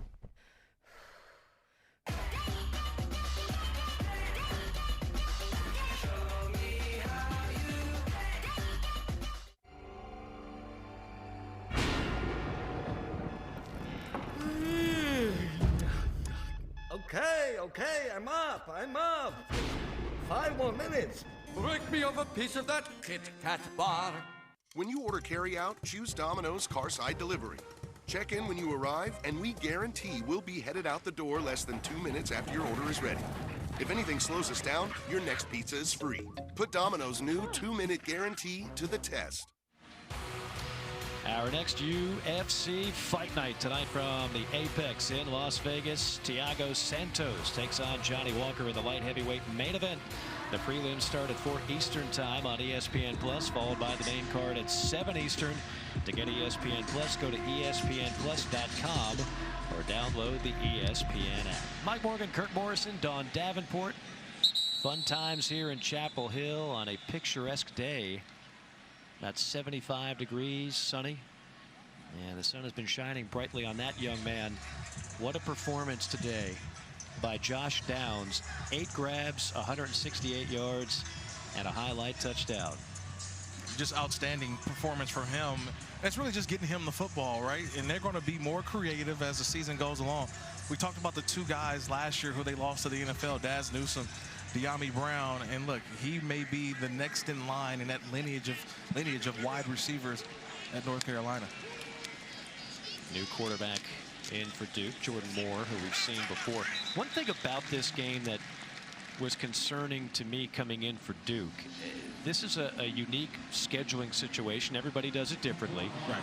This is the Tar Heels' 4th conference game. They've been battle tested already. Right. This is the conference opener for Duke. They haven't really been tested by a heavyweight schedule. When you talk about Northwestern, Kansas, they lost on the road to Charlotte. And I think sometimes that matters. As you mentioned, not all records 3-0, 3-1, whatever. They're not all the same in September, early October. Now we start to separate the men from the boys, so to speak. Yeah, you separate who's for real. All right, who are the true contenders? You know, we've been looking at cut-ins of the Georgia-Arkansas game. Georgia, they're a contender. They're for real. But it's teams like Arkansas who had a great September. Now you have to play up to the standard in which college football is asking you, and not everybody's really ready for that type of performance. And again, for North Carolina, that's what I keep saying. For Duke, this is still a transition year, right? They've still been, since honestly, when you think of Daniel Jones going to the NFL, they've been trying to find out who's that next quarterback, right? And they thought last year it would be Chase Bryce. Didn't work out, bad fit. Now could it be this year Gunnar Holmberg? Whereas you look on the other side with North Carolina, a couple losses early on, but again, Georgia, when you think about how good Georgia can be this year going against Clemson, there's still a lot of football left for Carolina that down the road they are going to play some of these good teams, and they'll be a lot better team than they were to start the season. They were preseason top 10 for a reason. There's a lot to like about this Tar Heels squad, and we've seen so much of that here today in a rivalry game. They have been awfully impressive this season, along with their contributions to universities' general scholarship funds. For every field goal and extra point made, Allstate will also be donating to the American Red Cross to help with disaster relief efforts. Thank you, Allstate.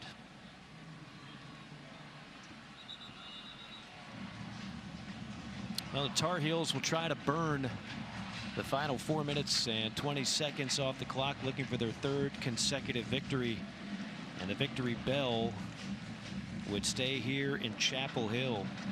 Remember, with David Cutcliffe at one point, it was the Blue Devils dominating. They won 5 out of 7, 2012 through 2018. Mack Brown comes in, and if Mack Brown holds on and wins this, if you go back to his first stint as coach, this would be 11 consecutive wins for the Tar Heels over the Blue Devils with Mack Brown on the sideline. Yeah, truly dominant, right? It's been dominant over the last couple of years. And you know, Coach Mack Brown told us, I don't care who you are, I don't care where you're coaching at, you better beat your rivals. That was the first thing he told us. You better beat your rivals, because that's the one that brings in the alum, right? The alums that are around, that follow the program. Those are the bragging rights that you want to have when it comes to rivalry, especially this one with 2 teams so close in proximity. You look at the backup quarterback, Jacoby Criswell, in the game.